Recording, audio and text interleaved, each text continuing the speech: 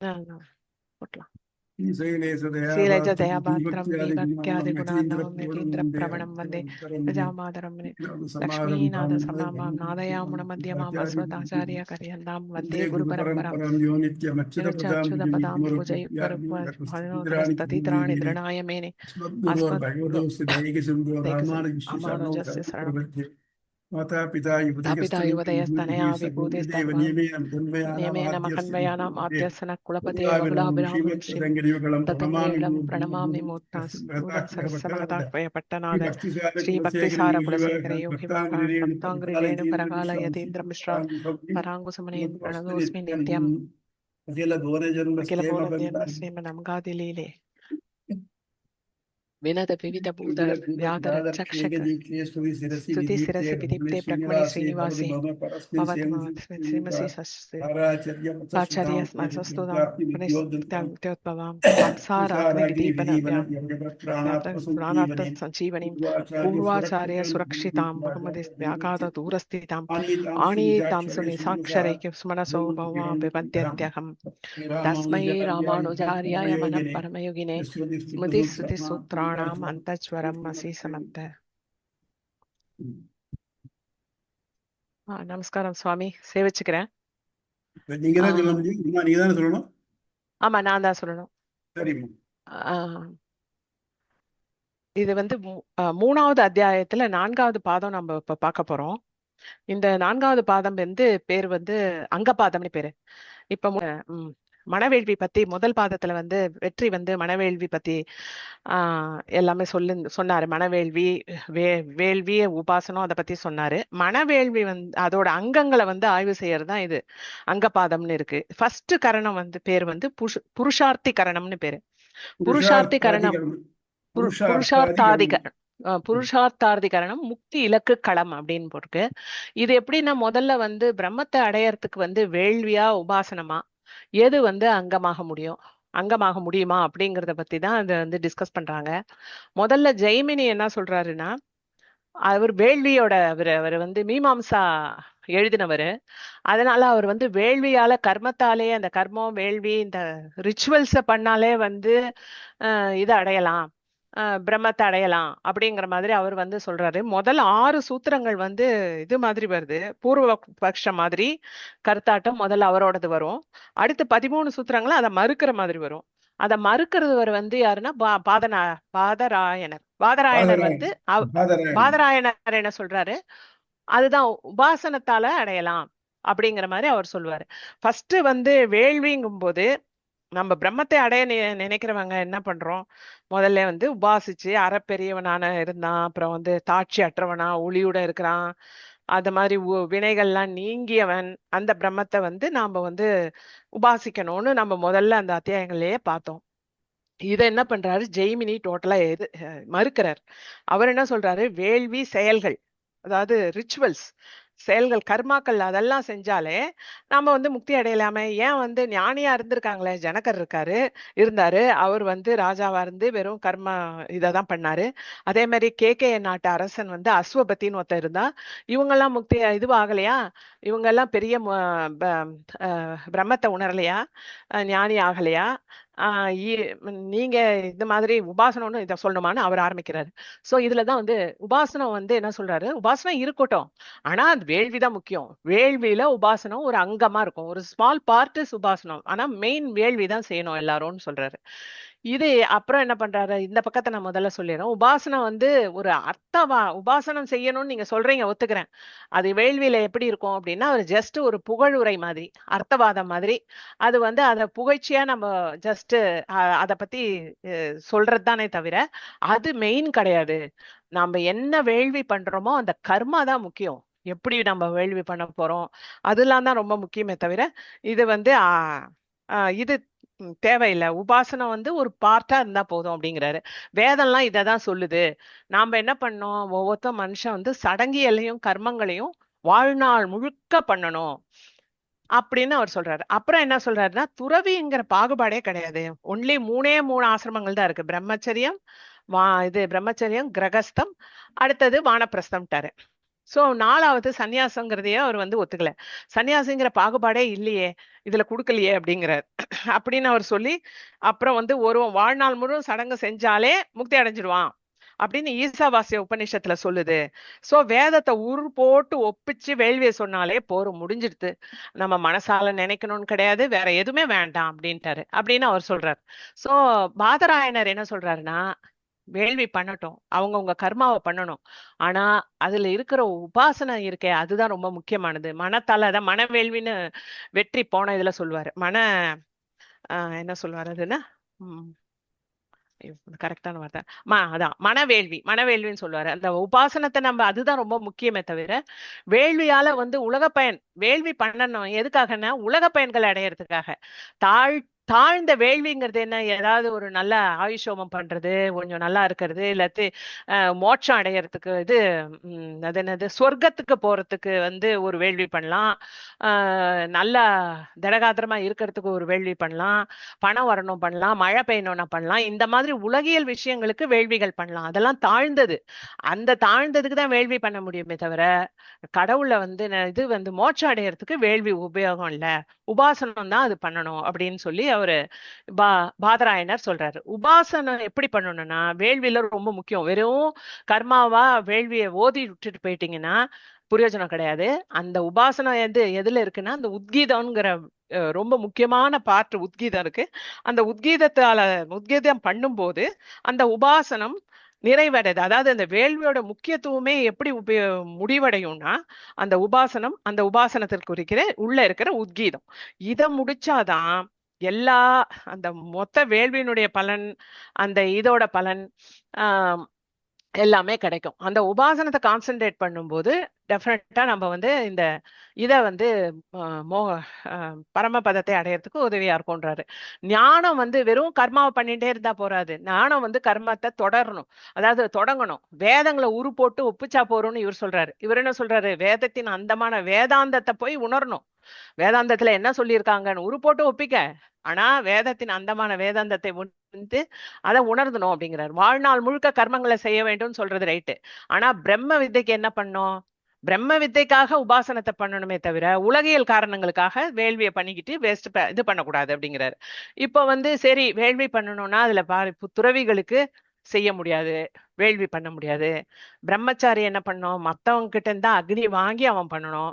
கிரகஸ்தான் ஒத்தந்தான் இவர் சொல்ற அந்த வேள்வியை ஃபுல்லாவே பண்ணுவான். ஏன்னா அவன் தான் ஏர்ன் பண்ணுவான், அவன் சம்பாதிப்பான். அவன் வேணும்னா வேள்விகள், பெரிய பெரிய வேள்விகளை பண்ணலாம்.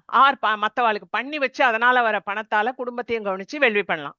சோ துறவி என்ன பண்ணுவாங்க, அப்புறம் இவர் என்ன பண்ணுவாங்க, இங்க வந்து வானப்பிரஸ்தம் போனவங்க என்ன பண்ண முடியும் அப்படிங்கறதால அவர் வந்து அத துறவிகளுக்கு உலகியல் கர்மங்கள் தேவையில்லைன்னு பாதராயணர் சொல்றாரு. துறவிங்கிறதே இது பாகுபாடே கிடையாது அப்படின்ட்டாரு. ஆனா அந்த அந்த இதுல வந்து அந்த வேதத்துல என்ன கொடுத்திருக்குன்னா, இவர் பாதராயணர் சொல்றாரு 3 ஆசிரமம் சொன்னது எதுக்காகன்னா, கடைசியில இருக்கிற துறவி அந்த இதுவும் கடைசியில இருக்கிற வானப்பிரஸ்தம் அண்ட் சந்நியாசத்தை சேர்த்து ஒன்னா போட்டிருக்கிறதால 3ன்னு சொல்றாங்க. நீங்க என்னடானா அதுவே இல்லைன்னு சொல்றது வந்து தப்பு அப்படின்னு சொல்லி பாதராயணர் சொல்றாரு. இது ஒரு 13 சூத்திரத்துல இதை மறுக்கிறார். இதுல இப்படி போகுது. இப்ப சொர்க்கம் போறியா, வேள்வி பண்ணு. உலகில் இது வேணுமா, வேள்வி பண்ணு.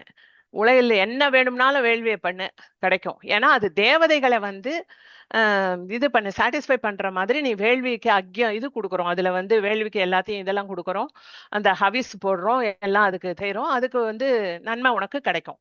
ஆனா முக்தி அடையணும்னு சொல்றியா, உள்ள இருக்கிற உபாசனத்தை செஞ்சுதான் ஆகணும். இதுல எனக்கு இந்த வெறுமனே இந்த உரு போட்டு இதை சொன்னா போருமா அப்படிங்கும்போது எனக்கு இந்த கபீர் தோகை ஒண்ணு அந்த காலத்துல படிச்சது, ஹிந்தி கிளாஸ் போகும்போது, மாலாத்தோ கருமே ஃபிரை ஜீப் ஃபிரை முகுமாங்கி மனுவா மருமாத்தோ தசுதிசி ஃபிரை அப்படின்னு ஒரு எக்தோ ஸ்மிரின் நாகின். அப்படின்னா என்னன்னா, மாலைய கையில உருட்டிக்கிட்டு இருக்கிறதாலேயோ உருட்டிக்கிட்டு நாக்குல மந்திரங்களை சொல்லிக்கிட்டு இருந்தீங்கன்னா மனசு வந்து உலக விஷயம் எல்லாம் சுத்தி வந்து அலைப்பாஞ்சுட்டு இருந்தா எந்த பயனும் கிடையாது. ஆனா வெளி சடங்குகளை விட மனசு ஒருமைப்படுத்தி இறைவனை வந்து இறைவனை தியானிக்கிறது தான் உண்மையான பக்தி அப்படின்னு சொல்லி ஒரு கபீரோட ஒரு தோகை வரும். ஏன்னா அதை உக்காந்துட்டு உருட்டிக்கிட்டு உலக விஷயத்த நினைச்சுக்கிட்டு இருந்துட்டு வாயில எதையோ ஒன்ன சொல்லிக்கிட்டு இருந்தீங்கன்னா எந்த பிரயோஜனம் கிடையாது, எந்த முக்தியும் கிடைக்காது உங்களுக்கு. அப்படிங்கிறது தான் இந்த கரணத்துல புரிஞ்சது. அடுத்தது என்னன்னா, இப்ப என்ன சொல்றாங்க, சரி உத்கீதம் ரொம்ப முக்கியம்னு சொன்னீங்க. அது எதுக்கு? ஜஸ்ட் ஒரு புகழிறை மாதிரி தானே. ஜஸ்ட் அதை பத்தி இதுவா பேச போறோம். ஏன்னா அது இதுன்னு சொல்லிட்டீங்க. புகழுரை மட்டும் தானா அப்படின்றத டிஸ்கஸ் பண்றாங்க. ஆனா அது வெறும் புகழுரை மட்டும் இல்லை. ஏன்னா உண்மையான உத்கீதத்தோட மீனிங்க போன அத்தியாயங்கள்லயே நிறைய வந்தது. அது உபாசனைக்குரியது. அது உபாசனைக்கே மெயினே உத்கீதம். உபாசனைன்னு சொன்னா என்ன அப்படின்னும் போதே அது உத்கீதத்தை 3 மாத்திரை சொல்றதுன்னு சொல்லிட்டு முன்னாடியே ஒரு அக்ஷயாதி இந்த கரணத்திலேயே வரும், அந்த பழசுல வரும். ஒரு நிமிஷம். சொல்லுங்க. பிரணவத்தை 3 மாத்திரை சொல்றது. அதான் பிரணவத்தை அதான் உத்கீதங்கிறது பிரணவத்தை சொல்றது. அந்த ஈக்ஷாதி கர்மாதிகரணம் அப்படின்ற ஒரு இதுலயே தியானத்தால் அறியப்படும் களம்லயே வந்தது. இது எப்படி என்ன பண்ணணும், தியானம் எதை பண்ணணும்ன்ற இடத்துல வந்தது. சோ இந்த உபாசனைக்குரியது இந்த உத்கீதம். எனக்கு தெரிஞ்சு எவ்ரி பாதத்துல இத பத்தி வராம இருந்ததே இல்லை. எல்லாத்துலயுமே இந்த உத்கீதத்தை பத்தி வருது.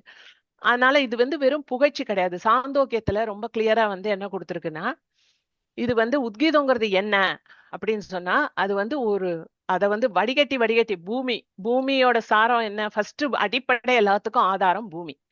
பூமியோட சாரம் நீர். நீரோட சாரம் தாவரங்கள் அந்த நீரை கொண்டுதான் வளருது. அது சுவாமிக்கு எக்ஸாம்பிள் கூட சொல்லியிருப்பீங்க. இளநீர் இருக்கு, ஆப்பிள் இருக்கும், மாம்பழம் இருக்கும், எலுமிச்சம்பழம் இருக்கும். எல்லாம் வெறும் தண்ணி எடுத்துக்கிட்டு ஆனா டிஃப்ரெண்ட் ஃபிளேவர்ல நமக்கு தாவரங்கள் கொடுக்குது. அதை சாப்பிட்டு புருஷன் இருக்கான், மனுஷன் இருக்கான்.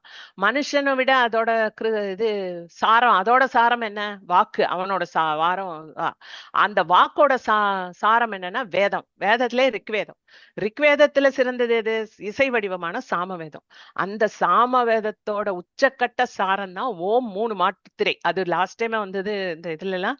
3 மாத்திரைகள் சொல்ற உத்கீதம் ஓம்ங்கிற பிரணவம் தான் இந்த மாதிரி 8 முறை வடிகட்டப்பட்ட பல்லிங்கு போன தெளிவான கரும்பு சாறு போல இருக்கு. சோ இது சுவையானது, மிகவும் சுவையானது அப்படின்னு சொன்னா வெறும் ஜஸ்ட் புகழ்ச்சிக்காக சுவையானதுன்னு சொல்லல. இது உண்மையாவே இவ்வளோ அதுல இருக்கிறதாலதான் அது சுவையானதுன்னு கொடுக்கப்பட்டிருக்கு வேதத்துல, சாந்தோக்கியத்துல. உத்வீகங்கிறது எங்க? இந்த இதுல கூட பெரிய திருமொழியில ஒண்ணு வரும். அது ஆங்கோர் எழுத்து ஓர் உரு ஆனானே, ஆண்டாய் உனை காண்பது ஓர் அருள் எனக்கு அருளுதியேல் வேண்டேன் மனை வாழ்க்கை விண்ணகர் மேயவனே அப்படின்னு வரும். மேயவனே வரும். ஆங்கோர் விண்ணகர் மேயவனே, ஆங்கோர் எழுத்தோர் உருவான, ஓர் எழுத்தா உருவான அப்படிங்கும் போதே சொல்லிட்டு பாருங்க. அகாரத்து விஷ்ணுகு வந்துருது. சோ ஆங்கிறது விஷ்ணுவை சொல்றோம். ஊங்கிறது என்ன?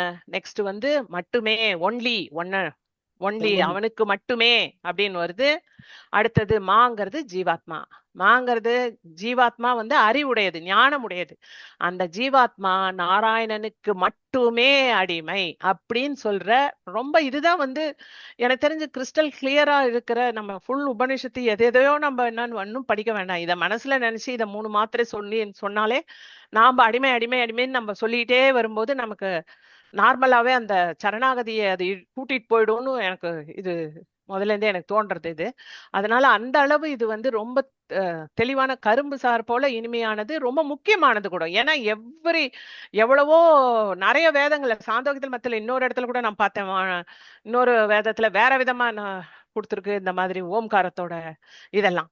சோ இப்பயே நம்ம இதுல பார்த்தோம்னா நம்ம இந்த இந்த ஸ்ரீபாஷ்யத்திலேயே ஒரு பாதத்திலையும் உத்கீதத்தை, அதாவது ஓம்காரத்தை பத்தி வராம இருந்ததே இல்லை. அகாரத்தோ விஷ்ணுகு அப்படிங்கிறது இந்த ரொம்ப முக்கியமானதா இருக்கு. சோ அடுத்தது இதுக்கப்புறம் என்ன பண்றாங்கன்னா, நிறைய நமக்கு உபனிஷத் கதைகள்லாம் வருது. எல்லாரும் என்ன சொல்றாங்க? உபனிஷத் கதையெல்லாம் ஜஸ்ட் பொழுதுபோக்கு. 1 வருஷம் நடக்கும். இதுல ஒரு இடத்துல பார்த்தோம், 1 வருஷம் நடக்குமா அஸ்வமேதையாகலாம். 1 வருஷம் நடந்துச்சுன்னா என்ன பண்ணுவாங்க? காலையில ஒரு ஃபியூ ஹவர்ஸ் முடிஞ்சிடும், மத்தியானம் திருப்பி சாயங்காலம் தான் ஆரம்பிக்கும். அங்க இருக்கிற அத்தனை இவங்களும் குருமார்களும் அந்த வேதம் ஓதவரவங்களும் என்ன செய்வாங்க? சும்மா உட்கார்ந்து இருக்கும்போது கதை பேசுற மாதிரி உருவானது தான் இந்த உபனிஷத்துகள் அப்படின்னு சொல்லி சில பேர் வாதம் பண்றாங்க. அப்படி கிடையாது. இது எதுக்காக உருவாச்சுன்னா, கதை இருக்கு. எதுக்காக கதை இருக்கு? பிரம்ம வித்தையை உபாசிக்கிறதுக்கு, அதை உபதேசிக்கிறதுக்கு தான் இந்த கதையெல்லாம் வருதே தவிர வெறும் கதைக்காக கிடையாது. 1000 கதை அப்புறம் நமக்கு தான் இதிகாசம் புராணம் எவ்வளவோ கதைகள் இருக்கே. அதை தவிர இதுல வேற நம்ம உபநிஷத்துல வேற நமக்கு கதை கொடுக்கணும்னு இல்லை. கதை எதுக்காக கொடுக்கப்பட்டிருக்கு அப்படின்னு சொல்லலாம்னா அந்த இது வந்து உங்களுக்கு அந்த கான்வர்சேஷன் உங்களுக்கு ஞாபகம் இருக்கும். அது எதுக்காக சொல்றாங்க அந்த கான்டெக்ட். கரெக்ட், அந்த கான்டெக்ட் ஞாபகம் இருக்கும். விஷ்ணு சஹஸ்ரநாமத்துல வரும் இல்லையா, முன்னாடி வந்து பீஷ்மரு இத சொன்னாரு, கேக்குறாரு, இந்த மாதிரி யுதிஷ்டர் இந்த கேக்குறாரு, இந்த மாதிரி ஃபுல் டீடைல்ஸ் வந்து ஆரம்பிச்சுட்டு தான் விஷ்ணு சஹஸ்ரநாமம் ஆரம்பிக்கும். அதே மாதிரி மகாபாரதத்துல ஆதி பர்வதத்துல வந்து இந்த மாதிரி எல்லா அதோட பர்பஸ் எல்லாமே வரும். சோ இது மாதிரி ஒரு இதுக்காக தான் ஒரு கான்டெக்ட்க்கு தான் கதை சொல்லியிருக்கே தவிர கதையே போறோம்னு கிடையாது, கதை ஒண்டியே கிடையாது. கதைக்காக தான் இது சும்மா எழுதியிருக்குன்னா, உபனிஷத் தான் வந்து ஆக்சுவலி வேதத்தின் சாரம். வேதத்தின் சாரம் வந்து வேதாந்தத்துல உபனிஷத்தோட சாரம் பிரம்மசூத்திரம். அதுல நம்ம ஒரு விஷயம் வந்து நம்ம இதை படிச்சுட்டு இருக்கோம் இப்போ ஸ்ரீபாஷ்யத்தை. சோ இது வந்து இதை நம்ம இது வரைக்கும் வந்ததெல்லாம் நான் இதுல இது பண்ணேன். இது வந்து எப்படின்னா அந்த பிலசாபிக்கல் கான்வர்சேஷன் அந்த உபநிஷத்து நமக்கு எப்படி சொல்லுதுன்னா, இப்பயே நினைச்சு பாக்குறேன், இட்ஸ் ஹெல்த்தி டெமோக்ராட்டிக் டிஸ்கோர்ஸ் மாதிரி இருக்கு. குரு கிட்ட டிசைபிள் வந்து என்ன கேள்வி வேணா கேட்கலாம்.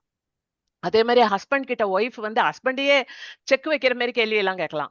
சோ இந்த அளவு அந்த காலத்திலேயே ஒரு 5000 வருஷம் முன்னாடியே இந்த மாதிரி ஒரு டெமோக்ராட்டிக் வே ஆஃப் எக்ஸ்பிரஷன் இருந்திருக்கு அப்படிங்கறதும் இது எனக்கு இதை பார்க்கும்போது இன்னொன்னு தோணுச்சு. இதுல என்ன, அது பிரகதாரண்ய உபநிஷத்துல யக்ஞவால்யர் மைத்ரேயி பிராமணம் வரும். அந்த லேடியனுடைய அறிவு கூர்மை எல்லாம் இப்ப வந்து மனுஸ்மிருதியில எத்த சொல்றான், லேடிஸ்க்கு வந்து இதுவே இல்லை அது சொல்றாங்க. இந்த இப்ப சனாதனத்துல இது வருது, எதை படிக்கிறாங்கன்னு எனக்கே தெரியல எனக்கு. இதுல வந்து பாத்தீங்கன்னா இது இருக்கு, மனுஸ்மிருதியில இருக்கிறது வந்து வேற கான்டெக்ஸ்ட்காக கொடுக்கப்பட்டிருக்கு. ஒரு லைனை எடுத்துக்க வேண்டியது, எதையாவது ஒரு புக்கு போட வேண்டியது, அதை எரிக்க வேண்டியது, இதெல்லாம் எரிச்சிட்டுலாம் இருக்காங்க நிறைய பேர். அத மைத்ரி இதுல வந்து பிராமணத்துல இது வந்து யக்ஞவால்யர் கிட்ட மைத்ரேயி கேட்கிற கேள்வி வருது. அடுத்து ஜனகர் சபை விவாதத்துல வந்து ஜனக மகாராஜா யக்ஞவால்யர் கார்கி கேட்கிறா, அதுல நீ ஜஸ்ட் ஹஸ்பண்டே எல்லாத்தையும் எடுத்துன்னு போன்னு கூட அவ சொல்லல. அத வந்து அவ கேள்வியெல்லாம் கேட்டு அதை வந்து எல்லாரும் ஒத்துக்கிட்ட அப்புறம் தான் அந்த பிரைஸே வாங்கிக்கணும்னு சொல்லி ஜனகர் சபையில வந்து ஒரு விவாதம் நடக்குது. சோ இது வந்து இது அடுத்தது கட்டோபனிஷத்துல சின்ன பையன் யம தர்மராஜாங்கிறது, எல்லாரும் யமன்னு சொன்னாலே பயப்படுவாங்க பெரியவங்களே. அவங்கிட்ட போய் கேள்வி கேட்கற மாதிரி வருது. அது வந்து அதோட இல்ல, இந்த அப்பாவையே அவன் வந்து ஃபர்ஸ்ட் எடுத்தோடனே அப்பா பண்றது சரியில்லைன்னாலும் அத சொல்றான், தைரியமா சொல்றான். சொல்றதும் வந்து ஒரு பெரிய விஷயமா இருக்கு. அவன் மட்டும் பேசாம இருந்திருக்கலாம், அப்பா யாகம் பண்றாரு ஏதோ கொடுக்குறாருன்னு. ஆனா அதையும் அவன் வந்து நியாயமா இருக்கணும்னு சொல்லி கேட்கறதெல்லாம் வருது. இந்த மாதிரி நிறைய கருத்துக்கள் இருக்கு அதுல. அடுத்தது ஸ்வேதகேது நீ அதுவாகிறாயன்னு சாந்தோக்கியத்துல வருது மகா வாக்கியம். பையன் உத்தாலகாவாருன்னு வந்து சொல்றது. அடுத்தது நாரதர் சனத்குமாரர் உரையாடல் வருது.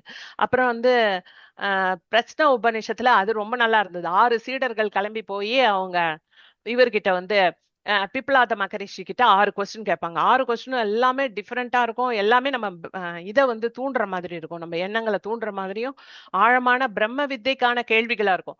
சோ இதுல வந்து பிரம்ம வித்தை தான் முக்கியம், அதுல அறியும் கருத்துகள் தான் தேவையே தவிர நம்ம கதை தான் சொல்றாங்க, சும்மா டைம் இருக்கும்போது கதை பேசியிருக்காங்கன்னு சொல்றது வந்து தவறு. அடுத்தது வந்து நெக்ஸ்ட் வந்து தீயோம்பல் சாராமை களம். தீயோம்பல் சாராத, அதாவது தீயோம்பல்ங்கிறது யாருக்குன்னா கிரகஸ்தர்களுக்கு, துறவிகளுக்கு தீயோம்பல் கிடையாது. அடுத்தது இவங்களுக்கும் கிடையாது. அடுத்து யாரு, பிரம்மச்சாரியும் என்ன பண்ணலாம், அவன் வந்து இந்த மத்தவங்க வளர்க்குற தீயிலேருந்து தான் எடுத்துக்கலாம். கிரகஸ்தா மட்டும்தான் யாகம் பண்ணலாம், யாகம் பண்ணி வச்சு ஏர்ன் பண்ணலாம், எல்லாமே பண்ணலாம், குடும்பத்தை காப்பாற்றலாம். மற்றவாளையும் யாரு இந்த சன்னியாசிகளுக்கும் சாப்பாடு போடணும். ஏன்னா சன்னியாசி பிச்சை வாங்கி தான் சாப்பிடணும். ஸோ அவங்கள கவனிக்கணும், எல்லாத்தையுமே அவன் தான் தானம் பண்ணணும், எல்லாமே வந்து கிரகஸ்தன் கிட்ட தான் உழுது. ஸோ இந்த மாதிரி நிறைய கண்டிஷன்ஸ் எல்லாம் இருக்கு. ஸோ இந்த மாதிரி கண்டிஷன்ஸ் எல்லாம் இருக்கும்போது இந்த தீயோம்பல் சாராமைனா துறவிகள்லாம் என்ன பண்ணுவாங்க அப்போ அப்படின்னா, அவங்க எல்லாருக்குமே இப்போ உபாசனத்தை தவிர வேற எதுவுமே முடியாது, வேள்வி செய்ய தகுதி இல்லை. சோ உபாசனம் எல்லாருக்கும் உகந்ததா இருக்கு. சொல்லுங்க.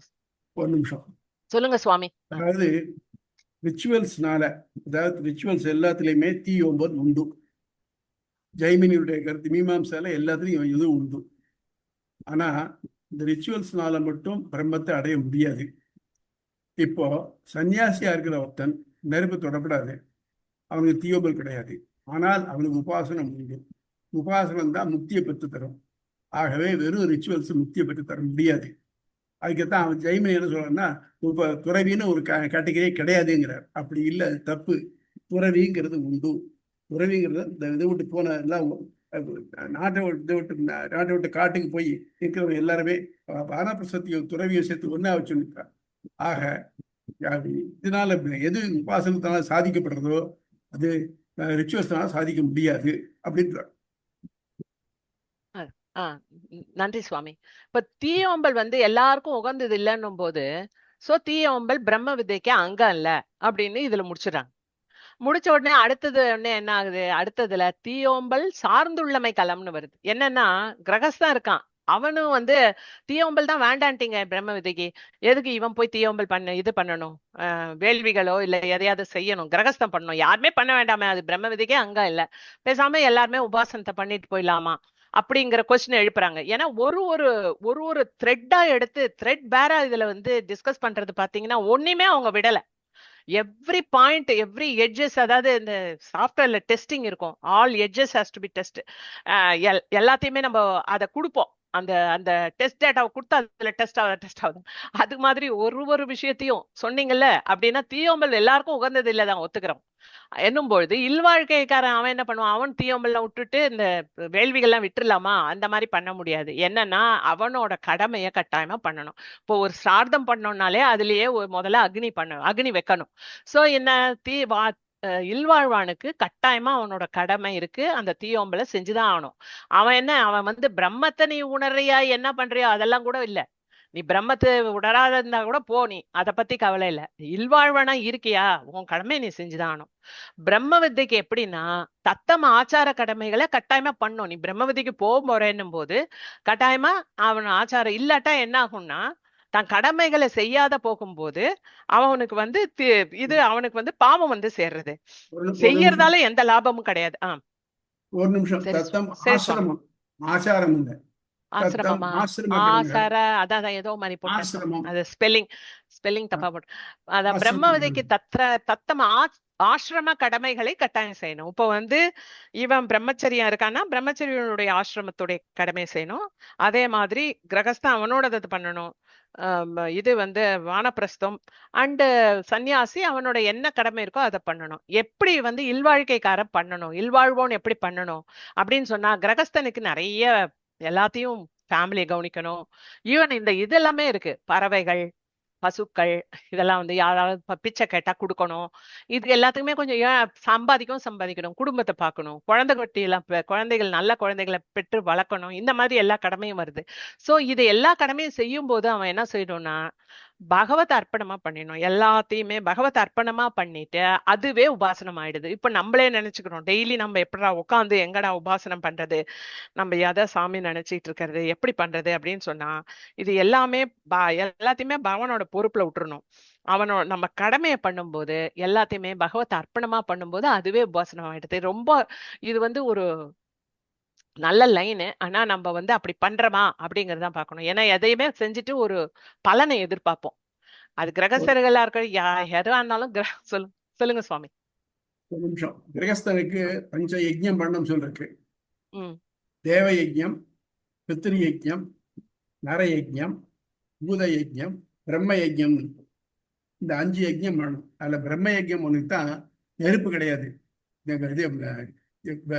மற்ற மற்றதுல வந்து பூத யஜ்யம் நர யஜ்யம் ரெண்டுக்கும் இன்னொருத்தர் கூப்பிட்டு சாப்பாடு போடுறது, பிராணிகளுக்கு விற்கிறது, அதிதிகளுக்கு சாப்பாடு போடுறது. தேவ யஜ்யம் பித்திரிகம் சொல்லி நெருப்புல பண்ண வேண்டியது, தீயில பண்ண வேண்டியது. இந்த 5 கதையும் பண்ண வேண்டிய கடமை கிரகஸ்தனுக்கு உண்டு. இல்வாழ்வான் என்பான் இயல்புடைய மூவர்க்கும் நல்லாற்றில் நின்ற துணை. இது 3 எல்லாம் மற்ற மூணு ஆசிரமத்தையும் காப்பாற்ற வேண்டிய பொறுப்பு இவனுக்கு இருக்கு. அதனால அவன் தன் கடமையை முழுக்க செஞ்சாகணும். படி. சோ அவன் வந்து இந்த மாதிரி இந்த தன்னுடைய கடமைகளை செய்யணும். ஆனா எப்படி பண்ணணும் அப்படிங்கறதா முக்கியம். பகவத் அர்ப்பணமா பண்ணோம் அதுல வர. சோ இன்னைக்கு நான் வந்து எல்லாருக்கும் போட்டு சாப்பாடு போட்டேன், இவ்வளவு நான் தானம் தர்மங்கள் பண்ணேன், இது பண்ணேன் அது பண்ணேன், என்ன மாதிரி நான் தான் நடத்தி வச்சேன், நான் நிறைய பணம் சம்பாதிக்கிறேன் அப்படிலாம் சொன்னா வேஸ்ட். அப்படி பண்ணக்கூடாது. எல்லாத்தையும் பகவான் தான் நடத்தி வைக்கிறான். நான் கடமையை செய்யறதுக்கு I am here only to do the duty. நான் I am not a owner for this. See whatever money I am earning, இங்க இருக்கிற என் வீடு, சொத்து, பணம் எல்லாமே நான் வந்து I am just store keeper, I am just keeping it, அவ்வளவுதான். நான் அப்படியேதான் போக போறேன், எப்படி எடுத்துன்னு போக முடியும்? ஊசி முனை கூட எடுத்துன்னு போக முடியாதுங்கிற மாதிரி, ஒரு கிராம் எந்த தங்கத்தையும் எடுத்துக்க முடியாதுன்னு, எவ்வளவு பவுன் இருந்தாலும், எவ்வளவு கஷ்டப்பட்டு நம்ம சம்பாரிச்சாலும் அத்தனையும் அப்படியே உதறி விட்டுட்டு தான் போகணும். சோ இதெல்லாம் என்னால நடந்தது அப்படின்னு சொல்லி நினைச்சுக்காம, இத வந்து அவன் நடத்தி வைக்கிறான். நான் வந்து I am only custodian of all the money and other things, பொருள்கள் இங்க இருக்கிற எல்லாத்துக்குமே நான் ஐம் ஒன்லி கஸ்டோடியன் அப்படிங்கிற மாதிரி நினைச்சிட்டு பண்ணும்போது நம்ம உள்ளம் வந்து தூய்மை அடைகிறது. அப்படிதான் சொல்றாங்க. சரி, நிறைய நல்லா யாக யஜ்யம் பண்ணலாம், ஊரெல்லாம் கூட்டி சாப்பாடு போடலாம், நல்லா ஜாலியா இதுவா இருக்கலாமா அப்படின்னு சொன்னா கிடையாது. அடுத்து மனம் புனல் அடங்கல் களம்னு வந்துடுது. சமாப்தி அதிகரணம். எப்படி இருக்கட்டும் இல்வாழ்வான் அப்படின்னா, உலகில் ஊறி இருப்பான், சுத்தி அவனுக்கு உலகத்து எல்லா டிஸ்ட்ராக்ஷன்ஸும் வரும். புலன்கள் மூலமா தான் நாம வந்து கடமையே செய்ய முடியும். கை காலு அது இது எல்லாத்தையும் பண்ண முடியும். கடமை செய்யறதுக்கே முதல்ல எல்லா புலன்களும் வேணும். மனம் புலன்களை அடக்கி பெருமையோட உபாசனத்தை கடைபிடிக்கணும்னு இதுல வந்து ஒரு செக் வைக்கிறார். சும்மா இஷ்டத்துக்கு நம்ம வந்து பண்ண முடியாது. பிரகதாரண்ய உபநிஷத்துல வருது, புலன்களை அடக்கி நான் பரமாத்மாவை ஆராதிக்கிறேன்னு ஃபர்ஸ்ட் எடுத்தோடனே போனோம். கர்மங்களை பண்ணிதான் ஆகணும். ஆனா எப்படி போனோம்னா, டிட்டாச்சா இந்த மாதிரி நாம வந்து தான் விருப்பத்துக்காக இல்லாம பகவானை ஆராதிக்கிறேன்ற எண்ணத்தோட தான் இந்த விஷயங்களை செய்யணும். நான் செய்யறேன்னு நினைச்சா எல்லாத்துக்கும் பிரயோஜனம் கிடையாது, எந்ததுக்குமே பலன் இல்லாத போயிடும். நம்ம என்ன செஞ்சும் பலன் இல்லாத போயிடும். அதுதான் மன அடங்கல் கடன். இதுக்கு கீழே வந்த உடனே அதை போட்டாரு. இல்வாழ்வான் வந்த உடனே அடுத்தது இப்படி வந்துடுது. அடுத்தது என்ன? அடுத்தது ரொம்ப இம்பார்ட்டன்ட். எல்லாம் கிடைக்கும் அவனுக்கு. இல்வாழ்வானுக்கு கிடைக்காத உணவே இருக்காது. ஏன்னா அவன் நல்லா சாப்பிடணும், எல்லாருக்கும் போடணும், எல்லாமே இருக்கு. சோ என்ன பண்ணும், உணவு கட்டுப்பாடு வந்து கட்டாயம் அவனுக்கு வேணும். ஏன்னா அவனுக்கு எல்லாம் கிடைக்கும். ஆனா எல்லா பிரம்ம உபாசகர்னு யார் வந்தாலுமே அவங்களுக்கு எல்லாருக்குமே உணவு கட்டுப்பாடுங்கிறது கட்டாயமா வேணும். எப்படி வருதுன்னா, உணவு கட்டுப்பாடு வந்து பிரகதாரண்ய உபநிஷத்துல சொல்லப்பட்டிருக்கு, சாந்தோக்கிய உபநிஷத்துலயும் சொல்லப்பட்டிருக்கு. உணவு கட்டுப்பாடு எல்லாருக்கும் ஒண்ணு. ஆனா எது சில இடத்துல விதி விலக்கு இருக்கு. உயிருக்கே ஆபத்து வந்துருச்சுன்னு வச்சுக்கோங்க. அந்த மனுஸ்மிருதியில எல்லாமே அந்த மாதிரி போட்டிருக்கும். மனுஸ்மிருதியில இருக்குது. மனுஸ்மிருதியில ஒரு டாபிக்கே இஃப் சம்திங் ஹேப்பன்ஸ், அதாவது அன்அவாய்டபிள் சர்க்கம்ஸ்டான்சஸ்ல this can be done, this can be done, I think 10வது சாப்டர் அது ஒண்ணுல வரும். அது மாதிரி இது அன்அவாய்டபிள் சர்க்கம்ஸ்டான்சஸ்ல உலகுக்கு உயிருக்கே ஆபத்து வந்துடுத்துன்னா என்ன பண்ணும்? பண்ணலாம். அதுக்கு வந்து என்ன உணவு கிடைக்கிறதோ அந்த உணவை நம்ம வந்து சாப்பிடலாம். ஆனா அதுக்காக அடுத்தது உடனே எல்லாமே சாப்பிடலாம் அப்படின்னு சொல்லி போயிடக்கூடாது. அதுக்குதான் ஒரு எக்ஸாம்பிள் சொல்லுவாரு. சா சாக்கராயணரின் உஷஸ்தின்னு ஒரு கதை வரும். உஷஸ்தி மகன், உஷஸ்தியோட கதை. சோ பஞ்சம் வந்துடுது. சரி, நம்ம ஊர்லயே பஞ்சம் வந்தது. அரிசி இல்லாத எவ்வளவோ கட்டுப்பாடு, தண்ணி இல்லாத கஷ்டம், பஞ்சம் வந்தது. தாது வருஷ பஞ்சம்லாம் வந்தது நம்ம இந்தியால. எல்லாம் பாவம் தான். எங்கெங்கயோ எப்படி எப்படியோ இருந்து அந்த அந்த வேதங்களை வந்து இந்த 7000 வருஷமா அதை இப்பயே வேதம் படிக்கிறவா ஏழையா தான் இருக்கா. நினைச்சு பார்த்தாலே இதா இருக்கு. அப்ப பிரிட்டிஷ் காலத்துல என்னவோ 30 பஞ்சம் வந்ததா சொன்னாங்க, ஆல்டர்னேட் இயர்ஸ். அதுல ரொம்ப பெருசு தாது வருஷ பஞ்சம். சோ இப்போ வந்து இப்ப பாருங்க, ஆஃப்டர் இண்டிபெண்டன்ஸ் நமக்கு பஞ்சமே இல்ல, டிராட் வருது, பட் பஞ்சங்கிறது வராது. சோ இவன் அப்படி இந்த பஞ்சம் இந்த காலத்துல இந்த ஊரெல்லாம் நடந்து நடந்து நடந்து நடந்து போய் போய் போய் ஒரு இடத்துலயும் போய் எப்படியோ சாப்பிட்டு இந்த வேதத்தை இன்னொருத்தருக்கு வாயால ஓதி ஓதி ஓதி சொல்லி, ஸ்கிரிப்ட் இல்லாத இடத்துல ஏதோ அவங்களோட இப்ப கூட என்ன ஸ்ட்ரென்த் வருதுன்ற சாதாரண ஸ்கூலுக்கும் வேத ஸ்கூலுக்கும் எவ்வளவு ஸ்ட்ரென்த் வருது. இப்ப இந்த நிமிஷத்திலேயே ஸ்ட்ரென்த் வந்து கம்மியா இருக்கு. அந்த காலத்துல எல்லா பஞ்ச காலத்துல எப்படிதான் அவங்க படிச்சு வாயால ஓதி இன்னொருத்தருக்கு சொல்லி வச்சாங்களோ, அதுக்கே அதை வந்து அந்த பண்ணவங்களுக்கே ஒரு பெரிய நமஸ்காரத்தை பண்ணணும். இல்லாட்டா இதெல்லாம் நமக்கு முதல்ல கிடைச்சிருக்காது எல்லாமே. சோ இந்த மாதிரி வந்து கஷ்டமான காலத்துல நீங்க சிலதெல்லாம் செய்யலாம், சில விதிவிலக்கு இருக்கும். ஆனா அதையே ஒரு ஸ்டாண்டர்டா நினைச்சுன்னு போக கூடாது அப்படின்னு இதுல விதிவிலக்கு களத்துல சொல்லலாம். ஏன்னா ஏன் உணவு கட்டுப்பாடு வேணும் அப்படின்னும் போது, உணவு தூய்மையா இருக்கும்போது மனசு தூய்மை அடைகிறது. மனசு தூய்மை அடைஞ்சிச்சுன்னா என்ன, உபாசனை பண்ண ஈஸியா இருக்கும். நீ எல்லாத்தையும் போட்டு சாப்பிட்டு ஃபுல்லா நீ வந்து நைட்டு டின்னர் பார்ட்டியா பண்ணனா, இப்ப தூங்கினா உடம்பே முதல்ல ஒத்துக்காது. அப்புறம் எப்படி நீ அடுத்த நாள் காலையில வெடிகாலம் எழுந்து பிரம்ம உபாசனத்தை பண்ணுவேன், எதை பண்ணுவேன்? எதுவுமே பண்ண முடியாது. சோ பாடி நமக்கு முதல்ல அது இதுக்கெல்லாம் ஒத்து வரணும்னாலே நம்ம வந்து கம்மியா சாப்பிட்டு இந்த மாதிரி உணவு கட்டுப்பாட்டுல இருந்துதான் ஆகணும். அதுதான் உண்மை. அடுத்தது வந்து விகிதத்வாதி கரணம். இது விதிப்படி வேள்வி களம். விகிதத்வாதிகரணம். விகிதத்வாதி கரணம், விதிப்படி வேள்வி கலனம். அதாவது விதிப்படி என்னென்ன கர்மாக்கள் உண்டோ அதை எல்லாரும் கட்டாயமா செய்யணும். இத முதல்ல இருந்தே சொல்லிட்டு வராங்க. ஏன்னா நமக்கு இப்பெல்லாம் வந்து ரொம்ப குறைஞ்சிடுது. ஆனா பரவாயில்ல, அட்லீஸ்ட் பெரியவங்க சொல்றாங்க.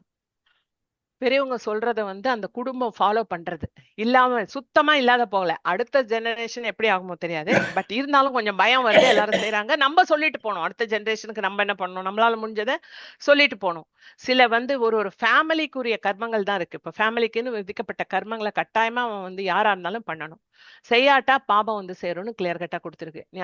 இது நான் இங்க ஊருக்கு போறேன், டூர் போறேன், ஒரு மாசம் போறேன், எங்கேயோ போறேன், இதை செய்ய முடியல, அதை செய்ய முடியாததுக்கு 1000 ரீசன் சொல்லி எல்லாருமே வந்து போறாங்க. அதனால போறதால என்ன இத நினைச்சு பார்க்கணும். ஒரு பெரிய கம்யூனிட்டி தே சேவ்டு த வேதாஸ் இன் ரொம்ப கஷ்டமான காலத்துல சேவ் பண்ணி இதெல்லாத்தையும் கொண்டு வந்திருக்காங்க.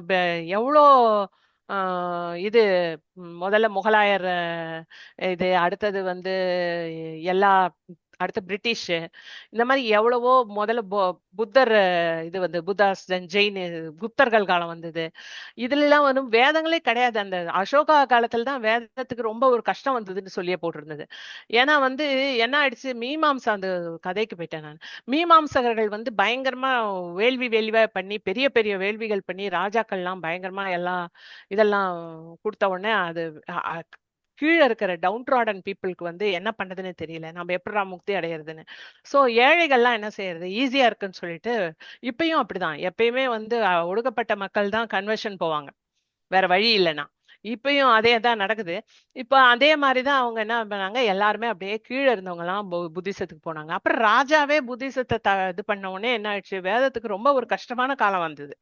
சோ புத்திசம் வந்தது. அப்புறம் புத்திசத்துல இருந்து அப்புறம் ஜெயினிசம் வந்தது. இதுக்கெல்லாம் இதுல தாக்கு புடிச்சு இந்த இந்த சனாதன தர்மமும் இந்த வேதங்களும் இந்த உபநிஷத்துகளும் இருக்கிறது வந்து ஏதோ ஒரு கடவுளுடைய, எல்லாமே கடவுளுடைய இதை வந்து இதையும் அவர் வந்து கொண்டு போறாருங்கிறத தான் நம்ம சொல்ல முடியும். இப்படியெல்லாம் கஷ்டப்பட்டு செஞ்சு இதை மாதிரி வைக்கணும்னு அவர் எடுத்துன்னு போறார் போல இருக்கு. சோ இந்த மாதிரி எல்லா பிரிவினருக்கும் விதிக்கப்பட்ட கர்மங்களை கட்டாயமா செய்யணும். ஞானத்துல விருப்பம் இல்லாட்டா கூட பரவாயில்ல, நீ ஞானம் அடைய இல்ல முக்தி அடைய, அதை பத்தி எல்லாம் கவலை கிடையாது. அந்த ஆசிரமத்து அந்த என்ன இதுல இருக்கையோ அதுக்குரிய கர்மத்தை நீ செஞ்சே ஆகணும். இத ஸ்ருதி சொல்றது, ஸ்மிருதி சொல்றது, எல்லாமே சொல்லுறது. சோ இவை பிரம்மத்தை அறிய முற்படுவனுக்கு அவனை இந்த சரி பிரம்மத்தை அறிய முற்பண்றான். இது நான் வந்து நானுடைய கடமையை செஞ்சுக்கிட்டே இருக்கேன்னா என்ன அது என்ன ஆகும்னா, அதுல ஒரு இடத்துல போட்டிருந்தது அவனுடைய பாபம் விலகுகிறதுன்னு. நான் சுவாமியை கூட கேட்டேன், பரவாயில்லையே நம்ம பேசாம இந்த இதெல்லாம் செஞ்சாலே நம்ம பண்ண பாவம் எல்லாம் போயிடுமா அப்படி. அப்படி கிடையாது. நம்ம அறியாமல் சரி இப்ப போய் ஏதாவது தெரிஞ்ச ஒரு பாவத்தை பண்றது பண்ணிட்டு வந்துட்டு நம்ம கர்மாவை கரெக்டா பட்டோம் அப்படின்னு சொன்னா அது செட் ஆகும். அது கிடையாது. நம்ம அறியாம செய்த பாவங்கள் வேணும்னா விலகும். அதுக்குன்னு எல்லா பாவங்களும் விலகாது. என்ன வினைகள் வந்து பழைய பாவத்துல இருந்து நம்ம கர்மா வச்சுருக்கோமோ அதை பண்ணிதான் ஆகணும். அதெல்லாம் சுத்தமா போகாது. அது சரணாகதியில தீயினில் தூசாகும் செப்பேல ஒரெம்பாவாய் மாதிரி நம்ம இத கர்மத்தெல்லாம் போட்டு அழிக்கிறதுக்கு அடுத்த ட்ராக்ல தான் வரும். இதுல வராது. வெறும் கர்மங்களை நம்ம ஒண்டி செஞ்சுட்டு இருக்கேன். அந்தந்த ஆசிரமத்துக்கு தேவையான கர்மங்களை செய்தால் பாவம் வந்து தெரியாமல் செய்த பாவம் விலகும், எல்லா பாவங்களும் விலகாது. அடுத்தது இது சும்மா இது ஒரு படம் போட்டேன். இதுதான் வந்து பிரம்மச்சரி, இவன் வந்து கிரகஸ்தன், இது வானப்பிரசன், இது சன்னியாசி. சோ என்ன இவங்க அவங்கவுங்க கடமையை கரெக்டா பண்ணா, அவங்க எல்லாத்தையுமே பகவத் அர்ப்பணமா பண்ணும்போது உலகம் ஸ்மூத்தா போகும். பொறாமை எதுவும் இல்லாம அவங்கவுங்க வேலையை ஒழுங்கா செஞ்சாலே சரியா இருக்குங்கிற மாதிரி இருந்தது. அடுத்தது வந்து நெக்ஸ்ட் இதுல வந்து நிறைய இது வரும், பிறழ்வு ஏற்படும். எப்படின்னா ஒருத்தவங்க வந்து கிரகஸ்தர் வந்து மனைவியை இழக்கலாம். அடுத்து பிரம்மச்சாரி வந்து கல்யாணம் பண்ணிக்காம நைஷ்டிக பிரம்மச்சாரியா இருக்கலாம். இவங்கெல்லாம் என்ன பண்றது, இவங்கெல்லாம் எப்படி வந்து இது பண்ணலாமா, வேள்வி பண்ணலாமா, தீயோம்பல் பண்ணலாமா அப்படின்லாம் கேள்வி வருது. சோ மனைவியை இழந்தவங்க, பிரம்மச்சாரி, நைஷ்டிக பிரம்மச்சாரி, வானப்பிரஸ்தம் ஏத்துக்கிட்டவங்க, சன்னியாசி எல்லாருமே என்ன பண்ணலாம், தியானம் ஜபம் உபாசனம். இந்த பாருங்க, தியானம் ஜபம் உபாசனம் எல்லாரும் பண்ணலாம். இவன் ஒத்தந்தான் அந்த, ஏன்னா அவன் ஏர்ன் பண்றான், அவனுக்கு கடமை நிறைய இருக்கு, அவனுக்கு பணமும் வருது. சோ அவன் வந்து எல்லாருக்கும் பங்கிட்டு கொடுக்கறதுக்காக எந்த வேள்வி வேணா பண்ணலாம். இவங்களுக்கெல்லாம் எதுவுமே இல்லைன்னும் போது இவங்க எல்லாம் அதெல்லாம் பண்ணணுமே அவசியம் கிடையாதுன்னு கிளீனா வந்து வேதத்துல கிளியரா சொல்லப்பட்டிருக்கு. சோ நைஷ்டே வானப்பிரஸ்தம் இருக்கணும், சன்னியாசி இந்த மாதிரி ஆசிரமங்கள்ல இருக்கிற அடுத்தது நழுவினா சரிப்பா, ஒருத்தன் வந்து வானப்பிரஸ்தம் போயிட்டான், திடீர்னு ஊர் ஞாபகம் வந்துட்டு வீட்டுல அப்பா அம்மா இவங்க எல்லாம் குழந்தைங்க எல்லாம் ஞாபகம் வந்துட்டு திருப்பி வந்துடலாம் அப்படின்னு சொல்லி வந்தாலோ, சன்னியாசி திடீர்னு அதை விட்டுட்டு கல்யாணம் பண்ணிக்கலாம்னு நினைச்சு நழுவினால் அப்ப உபாசனம் செய்ய முடியாது, பிரம்ம ஞானத்தையும் அடைய முடியாது. பிரம்ம ஞானத்தை அடையிற ட்ராக்ல இருந்தே நீ வழிவிடுற. அவங்களுக்கு தெர் இஸ் நோ இதுவே இல்லைன்றாங்க. அதுக்கு வந்து எதுவுமே சொல்ல அவங்களுக்கு, அதாவது அதுக்கு பிராயச்சித்தம் உண்டா, அது உண்டா, இது உண்டான்னு கூட டிஸ்கஷன் ஆகுது, அதுல எல்லாம் எதுவுமே கிடையாது அவங்களுக்கு.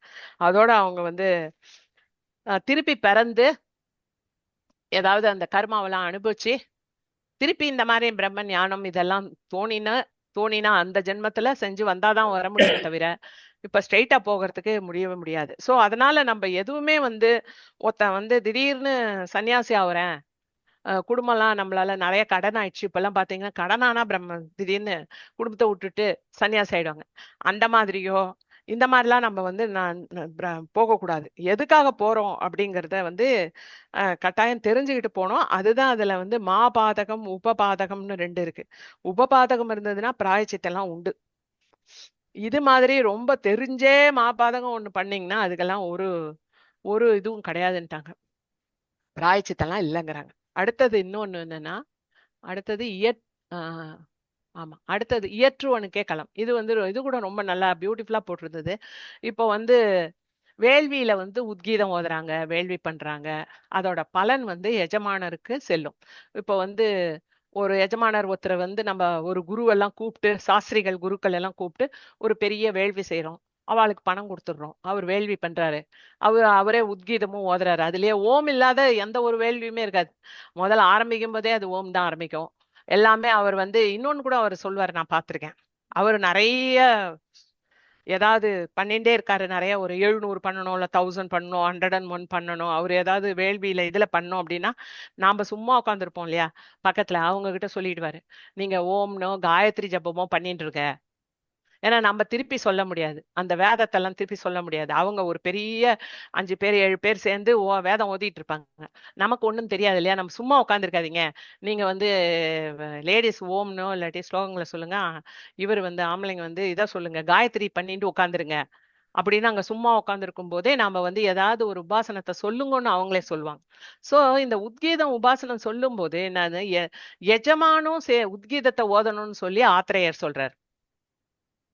ஆத்திரேயர் ஒண்ணு அதுல சொல்றாரு, ஏன்னா உத்கீதம் உபாசனம் வேள்வி வந்து அவங்க பண்ணட்டும், யார் குருவோ சாஸ்திரிகளோ யார கூப்பிடுறீங்களோ அந்த குரு வந்து பண்றாரு, உத்கீதத்தை நீங்க பண்ணுங்க, நீங்க பண்ணணும்னு ஆத்திரேயர் சொல்றாரு. அடுத்தது என்னன்னா, செய்விக்கும் குருவே ஓதான்னு அவுடுலோமி என்ன சொல்றாருன்னா, அதெல்லாம் இல்ல, வேள்வியோட ஒரு பார்ட்டு தானே உத்கீதம், அதை மொத்தமா சேர்ந்து அவரே ஓதிட்டோம், யார் குருவே ஓதட்டும் அப்படின்னு அவுடிலோமி சொல்றாரு. ரெண்டு கான்ட்ரடிக்ஷன். சரி, ஏன் அடுத்த ராமானுஜர் என்ன சொல்றாருன்றதான், நம்ம எம்பெருமானார் என்ன சொல்றாரு, வேள்வி உத்கீதம் செய்விக்கும் எல்லாமே குரு ஓதலாம். யாரு குருனா வந்து செய்விக்கும் சாஸ்திரி குரு, அவரே ஓதலாம், வேள்வியும் செய்யலாம் உத்கீதமும் செய்யலாம். ஆனா அதனுடைய பலன் வந்து எஜமானருக்கு தான் செல்லும். இதுலதான் ஒரு ட்விஸ்ட் வைக்கிறாரு நம்ம எம்பெருமானார். இதுல வந்து நீ வந்து எந்த மாதிரி வேள்வி, அது உலக பலன்களுக்கான வேள்வி நீ செஞ்சேன்னா, ஏன்னா அவங்களுக்கு பணம் வேற கொடுக்குற, அவங்களும் வாழணும் இல்லையா, தானங்கள் கொடுப்ப, அரிசி கொடுப்ப, பருப்பு கொடுப்ப, வெல்லம் கொடுப்ப, வந்து செய்து வைக்கிறவங்களுக்கு அதெல்லாம் கொடுக்கும்போது அவங்களுக்கு தானம் பண்ற, எல்லாமே பண்ணும்போது உனக்கு வந்து லாபம் வரும், அதாவது பலன் கிடைக்கும் எஜமானருக்கு. என்ன மாதிரி பலன்? ஒன்லி உலக பலன்கள் தான். அப்படி இல்லாத பிரம்மத்தை அடையறதுக்கு நான் வந்து யாரையாவது டெலிகேட் பண்ணிடலாம் அப்படின்னா முடியாது. அப்படி பாத்தீங்கன்னா பணக்காரன் இவெல்லாம் அம்பானி எல்லாம் ஒரு வீடு போட்டு ஒரு குரூப் ஆஃப் சாஸ்திரிகள் வச்சு ஓதிட்டே இருன்னு சொல்லிடுவான் லைஃப் ஃபுல்லா, அவன் ஈஸியா போயிடலாமே. நம்மளால முடிஞ்சு நாம கூட ஒரு சின்னதா கூட எதாவது பண்ணலாம், வருஷம் ஒரு தடவை பண்ணுவோம் அப்படின்னு. அப்படி பண்ண முடியாது. சோ பிரம்மத்தை அடையணும்னா நாம தான் உபாசனை பண்ணோம், நாம தான் சரணாகதி பண்ணோம், எக்ஸசைஸ் மாதிரி தான். ஒருத்தன் 1000 என்னவா இருந்தாலும் எக்ஸசைஸ் பண்ணோம் இது பண்ணோம்னா நம்ம பண்ணாதான் முடியும். எத்தனையே நீங்க வத்தவாளை வச்சு நீங்க ட்ரெயினர் வைக்கலாம், பிசியோதெரபிஸ்ட் வைக்கலாம், யாரையோ வைக்கலாம், பட் நாம தான் அதை செய்யணுங்கிற மாதிரி தான் இதை கொடுத்துருக்கு. பிரம்மத்தை அடையணும்னா நாம தான் உபாசனை பண்ணணும், சரணாகதி பண்ணணும்னு நம்ம கிளியர் கட்டா நம்ம எம்பெருமானார் சொல்லியிருக்காரு. என்னன்னா இதுல வந்து ஒரு மாதிரி புரிஞ்சும் புரியாத மாதிரி ஒரு எழுத்து வார்த்தைகளுடைய ஜாலங்கள் அவங்கவுங்க புரிஞ்சுக்கிட்டு எதையாவது பண்ண வேண்டாம் அப்படிங்கிற மாதிரி இது அவர் கிளியர் கட்டா சொல்லிட்டாரு. உனக்கு வேணா நீ இதை தான் பண்ணும். வேள்வி இந்த பலனா, உலக பலனா, நீ எதை வேணா பண்ணுங்க, பிரேச பண்ணிக்கோ. சண்டி ஹோமம் பண்றாங்க, அது பண்றாங்க, எவ்வளவோ பெரிய பெரிய ஹோமங்கள் பண்றாங்க. இப்போ இப்போ புது ஃபேஷனா இருக்கு. எப்பயுமே இந்த யாரு அரசியல்வாதிகள்லாம் போய் சகசிர சண்டி ஹோமம்லாம் பண்றாங்க. எவ்வளோ சகசிர சண்டி ஹோமன்றது 1000 தடவை 700 ஸ்லோகங்கள் இருக்கு அந்த தேவி மகாத்மியத்துல. அதுல வந்து 1000 பேர் உட்காந்து 1000 தடவை சொல்றதெல்லாம் பண்றாங்க. எல்லாம் எதுக்காகன்னா இதுக்காக உலகத்தில் இருக்கிற பலன்களுக்காக தவிர பிரம்மத்தை அடையறதுக்கு ஒரு ஸ்டெப்பு கூட இந்த எந்த ஒரு ஹோமங்களும் உதவி உனக்கு பண்ணாது அப்படின்னு அது சொல்லிட்டார். அடுத்தது என்னன்னா துணை அங்கங்கள். இதுல வந்து பிரம்மத்தை அடைய விரும்புற சாதனையானருக்கு வேற ஏதாவது கொடுக்கப்பட்டிருக்கா, விதி கொடுக்கப்பட்டிருக்கா, துணை அங்கங்கள் இருக்கா, துணை அங்கங்கள் விதி இருக்கா, அப்புறம் வந்து இது மாதிரி வேற ஏதாவது சொல்லப்பட்டிருக்கா அப்படிங்கறத அடுத்த 2 அதிகரணத்துல டிஸ்கஸ் பண்றாங்க. சரி, பிரம்மத்தை அடையிற சாதனையாளர் என்ன பண்றான்னா ஒரு விதி கொடுத்திருக்கு. என்ன விதி கொடுத்திருக்கு அப்படின்னா, யக்ஞ வாழ்க்கையர் வந்து அதான் அதுலதான் வரும். யக்ஞ வாழ்க்கர்கிட்ட தான் ஒருத்தர் கேக்குற மாதிரி வருது. அவன் எப்படி இருக்கணும் அப்படின்னு சொன்னா, அவன் வந்து இது இருக்கக்கூடாது, எந்த ஒரு செருக்கும் இருக்கக்கூடாது. அவன் தான் தான் எனக்கு இது தெரியும் அது தெரியும்னு தற்பெருமை பேசக்கூடாது. ஏன்னா பிரம்மத்தை அடைய போகும்போதே உனக்கு கர்வமும் சேர்ந்து வந்துரும். சோ கல்வி நிறைய படிச்சிருக்கியா, கல்வி, செல்வம், எந்த பிறப்புல பிறந்திருக்கேன்னு, அதுதான் முக்குறும்புன்னு சொல்லி வைஷ்ணவத்துல சொல்லப்படுது. சோ இந்த முக்குறும்ப விடுறதுங்கிறது ரொம்ப ஒரு கஷ்டமான வேலை. ஆனா அதை ஸ்பெசிபிக்கா சொல்லியிருக்காங்க. இது வந்து நம்ம துணை அங்கங்களா விதியாவே விதிக்கப்பட்டிருக்கு. இந்த தற்பெருமை எல்லாம் பேசாம எப்படி இருக்கணும்னா ஒரு குழந்தை மாதிரி இருக்கணும் அப்படிங்கிறாங்க. அதாவது என்ன வருதோ அதை நம்ம எடுத்துக்கணும், ஜஸ்ட் ஆஸ் இட் இஸ் எடுத்துக்கணும் உலகத்துல இருக்கிறது. சோ பிரம்மத்தை இது மாதிரி அவன் தகுதி பெற்று போகும்போதே அவனுக்கு இந்த செருக்கள் எல்லாம் கூட வந்துரும். அந்த செருக்க வந்து எதுவுமே அதை இதுல ஏத்திக்க கூடாது. நமக்கு செருக்கு இது தெரியும் அது தெரியும் அப்படின்லாம் எடுத்துக்கவே கூடாது. எடுத்துக்காம என்ன பண்ணும், அது வந்து அமோநகர்கள்னு சொல்லிட்டு இதுல போட்டிருக்கு. அமோநகர்கள் எப்படின்னா அடியேன் தாசன் அப்படின்னும் போது அதாவது நாலேஜ் வர வர எப்படி இருக்கணும், கீழே இதுவா இருக்கணும், தன்னை தாழ்ச்சிக்கணும், தன்னை பெருமையா போயிட்டே இருக்கக்கூடாது. ஒன்னொன்னு விஷயம் நமக்கு தெரிய தெரிய நம்ம என்ன பண்ணணும்னா, நமக்கு தெரிஞ்சாலும் எந்த ஒரு உலகியல் பற்றியும் வச்சுக்கூடாது. உடனே ஒரு இடத்துல போயிட்டு யாராவது ஒருத்தர் ஏதோ சொல்றாங்க அப்படின்னா உடனே உனக்குதான் தெரியும் அப்படின்னு சொல்லிட்டு நம்ம உடனே நம்மளுடைய கருத்தை சொல்லி நம்மளுக்கு இது தெரியும் அது தெரியும்னு சொல்லிட்டு இதெல்லாம் நம்ம பண்ணவே போக தேவை கிடையாது. ஏன்னா நமக்கு நம்ம பிரம்மத்தை ஆராய போறவன், நமக்கு தெரிஞ்சது ரொம்ப கம்மி அப்படின்னு அமைதியா இருக்கணும். ஏன்னா நமக்கு தெரியாது, இப்பதான் நம்ம ப்ராசஸ்ல இருக்கிறோம். அவனா பார்த்து கொடுக்கணும்.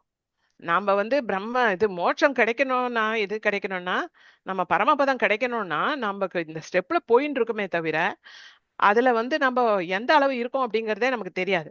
சோ இருக்கும்போது நமக்கு எந்த ஒரு செருக்கோ இல்ல எதுவுமே தேவையில்லை. ஏன்னா எங்க இருக்கோன்ற யாருமே நம்ம ஜட்ஜ் பண்ணியோ மெஷர் பண்ணி சொல்ல போறது கிடையாது. நாம அது லைன்ல போறோம், சாமி கொடுத்தாதான் உண்டு.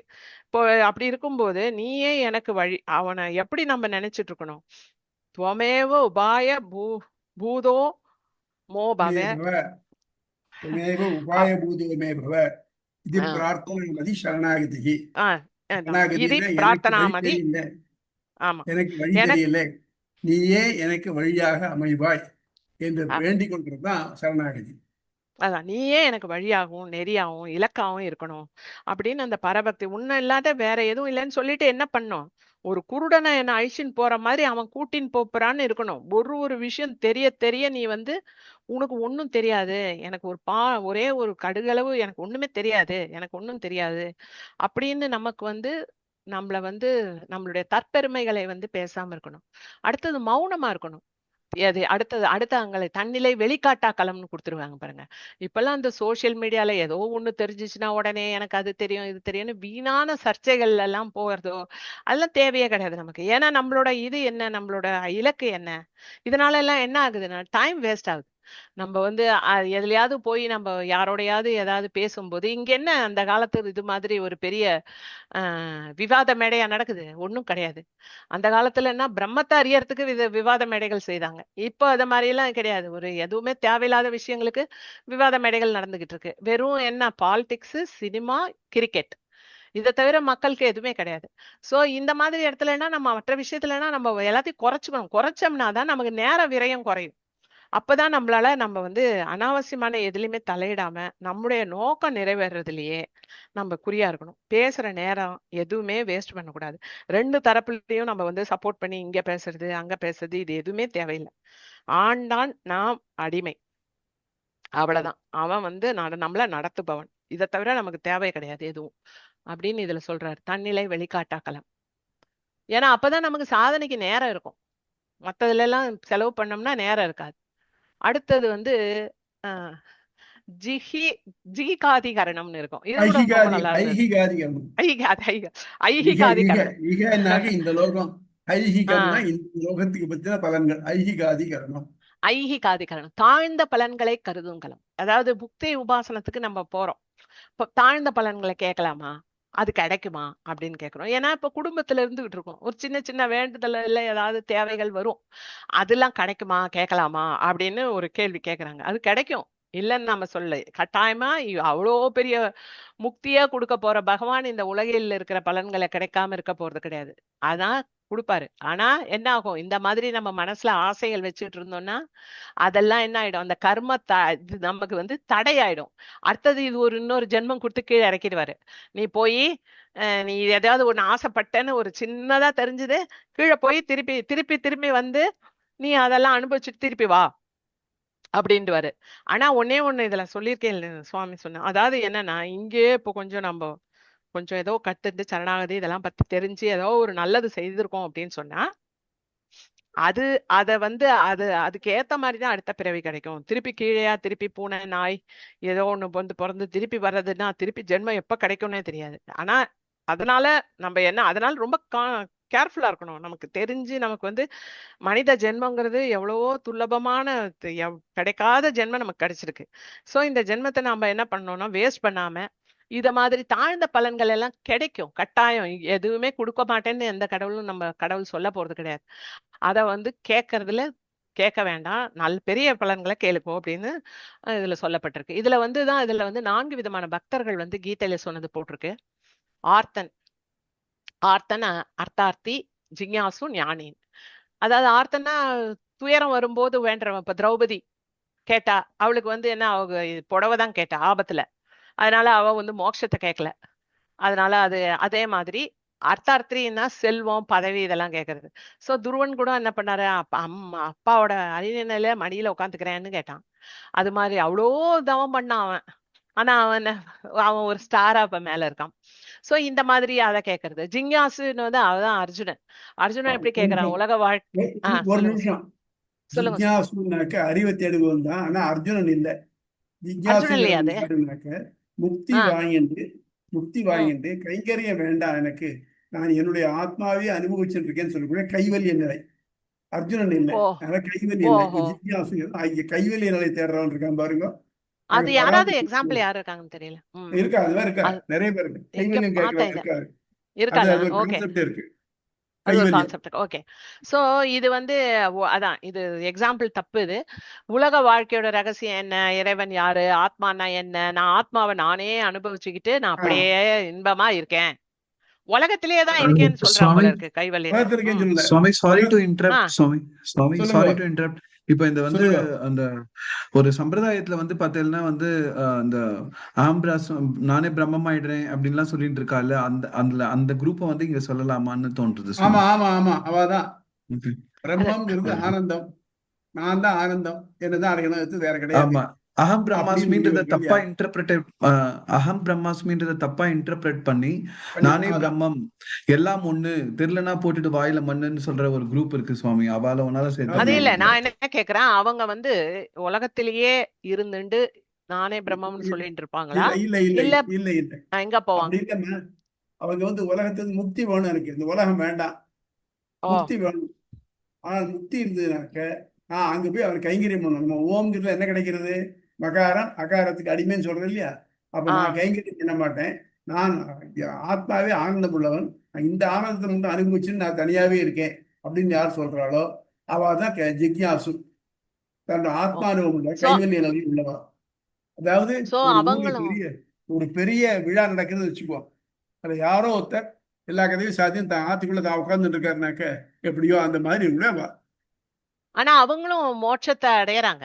மோட்சம் தர்றாங்க. ஆனா எந்த கைங்கரியும் பண்ணாம உட்கார்ந்தே இருக்காங்க. ஆமா, கைவிடலாம். அது வேடிக்கைனாக்க அது ரொம்ப தாழ்ந்தது. ஆக்சுவலி எந்த ஒரு இன்பமும் பல பேரோட சேர்ந்து அனுபவிக்கணும். தனியா கர்மாவை வந்து, இருக்கிறது அதாவது அனுபவிக்கணும். டியூட்டி, நம்ம கைங்கரியங்கிறத வந்து விசிஷ்டதை சொல்றது. அதான் பிரம்மத்தையே எல்லாரோடையும் சேர்ந்து அறிஞ்சாலும் அனுபவிக்கணும். யாருக்காவது உதவி பண்ணும். ஓகே. அந்த அந்த அனுபவம் இல்லாம தான் போறோம் அப்படின்னு இருக்கா, செல்ஃப் சென்டர்டா சில பேர் இருக்கா பாருங்க. அந்த மாதிரி அவ வந்து தன் ஆத்மாவை தான் அனுபவிச்சுட்டு தனியா இருக்கக்கூடிய நிலைமை அவளுக்கு. ஓகே. இதுதான் சரி. அத அந்த மாதிரி தன்னோட ஆத்மாவை அனுபவிச்சுட்டு, ஆனா அவங்களும் இதுலதான் இருப்பாங்க, முக்தியில தான் இருக்காங்க. அதாவது முக்தியில சொல்றது இருப்பாங்க. ஆனா எந்த கைங்கரியம் எல்லாம் செய்ய மாட்டாங்க. அண்ட் இத மாதிரி இருப்பாங்க. ஐ திங்க் இத இங்க செய்யறாங்க, இதையே போய் அங்க செய்வாங்க.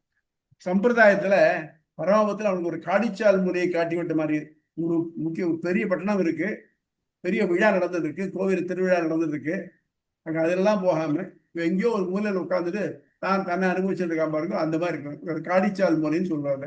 அதாவது தவிர்க்கப்பட வேண்டிய ஒன்று. இந்த கைவல்யம் போனாக்க அவனுக்கு திருப்பி கைகரியத்துக்கு வர்றதுக்கே சான்ஸ் கிடையாது. அதனால அது லாஸ்ட் ஃபார் எவர் அப்படிங்கிற மாதிரி இருக்கும். ஆனா அது கூடாது. பிறப்பிலியா இறப்பதற்கே எண்ணாது அப்படின்னு அப்படிங்கிற திருநந்தாண்ட பாட்டுக்கு தான் ஜாக்கர் எழுதியிருக்காங்க. ஓ, ஆல்மோஸ்ட் சுவாமி வந்து அப்படியே டெட் அண்ட் இன்ஆக்டிவ் அப்படின்னு சொல்லிடலாமா சுவாமி? அப்படியே அதாவது இவெல்லாம் வந்து டெட் அண்ட் இன்ஆக்டிவ் அப்படின்னு சொல்லலாமா சுவாமி? ஆமா ஆமா. இப்ப இதுலயே வந்து இல்ல நல்லா போயிருன்னு வச்சுங்க, ரயில்வே ஸ்டேஷன்ல போனீங்கன்னாக்க ரெகுலரா ஓடக்கூடிய டிராக்ஸ் இருக்கும். சில டிராக்ஸ் தனியா கேட்ச் சைடிங் பாங்க. அதாவது அது வந்து தேவையானால் அந்த வண்டி வந்து மற்ற மோதிரப்படாதுக்கு தான் ஒரு தனியா ஒரு சைடிங் போட்டிருப்பாங்க. அந்த எண்ட் அப்படித்தான் இருக்கும். அது அதுலயும் ரயில் தான் இருக்கும். அது ஒரு டெட் எண்ட் போட்டு வச்சிருக்காங்க, ஒரு எண்டோட முடிச்சிருக்கும், அதோட நடுவாங்க. அந்த மாதிரி அந்த லைன் மாதிரி இவங்க எங்கேயோ ஒரு லைன் இருக்கு, அது உபயோகமே படுறதில்லை. எப்ப தேவைப்பட்டா அது ரயில் எடுத்துக்குவாங்க. அது அது கூட கிடையாது இருக்கு. அந்த மாதிரி இருக்கக்கூடிய நிலைமை தான் ஜிக்யாசுங்க. பகவத்கீதையுடைய அந்த இதை சதுர்விதா பஜந்தே மாம்ங்கிற ஸ்லோகத்துல பாத்தீங்கன்னா இது டீட்டெயில்ஸ் எடுத்துருக்காங்க. ஓ, ஓகே.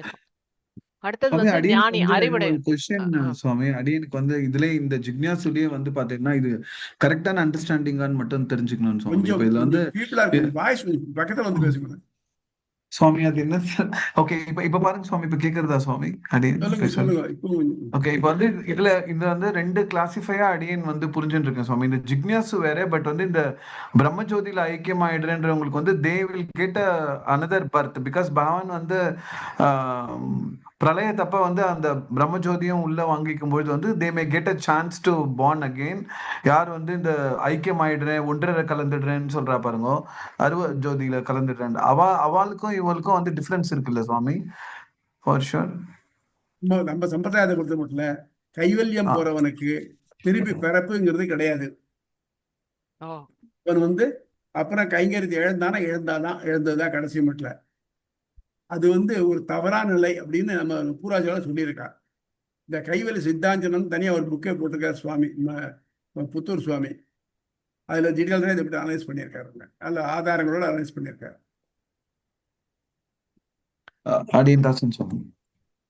நன்றி சுவாமி. அடுத்தது ஞானி. ஞானி வந்து அறிவுடையவன். அவன் வந்து பிரகலாதன் மாதிரி, நாரதர் மாதிரி எந்த பலனையும் எதிர்பார்க்காம பிரகலாதன் பகவான் மேல அன்பா இருந்தான். இறைவன் தான் எல்லாமேன்னு உணர்ந்து தூய்மையான அன்பால இருந்து இறைவனை வழிபடுறவங்க தான் வந்து ஞானி, அறிவுடையோன்னு சொல்றாங்க. இது வந்து 4 பக்தர்களையும் கீதையில என்ன சொல்றாரு? இந்த 4 வகை பக்தர்களையும் உயர்ந்தவர்கள் தான். ஆனால் இவர்கள்ல எந்த எதிர்பார்ப்பும் இன்றி என்னோட கலந்திருக்கும் ஞானியே எனக்கு பிரியமானவன்னு கிருஷ்ணர் சொல்றார், முடிக்கிறார். யாரையுமே பிடிக்காதுன்னு சொல்ல மாட்டார். சாமிக்கு வந்து கடவுளுக்கு எல்லாருமே வேணும், எல்லாரையுமே அதனால தானே படிச்சிருக்காரு. நமக்கு ஒரு தரிசனம், அதாவது பர்பஸ் இல்லாம ஒண்ணு எதையும் கடவுள் பண்ண மாட்டார். ஏதோ ஒரு பர்பஸோட தான் நம்ம இங்க வந்திருக்கோம். அதனால ஞானித்து அப்படின்னு சொல்றாரு. ஆத்மவிமேமுதம், ஞானித்து ஆத்மவிமேமுதம், எனக்கு உயிர் போன்றவர்கள், ஞானி வந்து என்னுடைய ஆத்மா போன்றவர்கள் அப்படின்னு அவள் சிறப்பிச்சிருக்காரு. ஆமா, சிறப்பிச்சிருக்காரு. அது ஒரு பெரிய கடவுளே சொல்றாருன்னா எவ்வளவு பெரிய விஷயம். அதுல அப்படியாப்பட்ட ஒரு இது. சின்ன ஆனா அடிஷன், சரணாகதி ம், இருக்கே, சரணாகதிங்கிறது ஒரு பெரிய டூல், ம், உபாசனத்தோட ஒரு முடிவுன்னு சொல்லலாம். அப்படி இருக்கச்சு அது எதையும் கிடைக்கும். ஏன்னா பெருசா கிடைக்க முக்தியே கிடைக்க முடியும்னாக்க மற்ற சாதாரண பலன்களையும் தர முடியும். இப்போ 3 பேர் எக்ஸாம்பிள் எடுத்துருக்காங்க. இது திரௌபதி, ராகம், விபீஷணன் 3 பேர் எடுத்துருக்காங்க. காகாசுரன் பிராட்டிட்ட அபச்சாரப்பட்டான், அவன் வந்து சரணாகதி பண்ணினான்.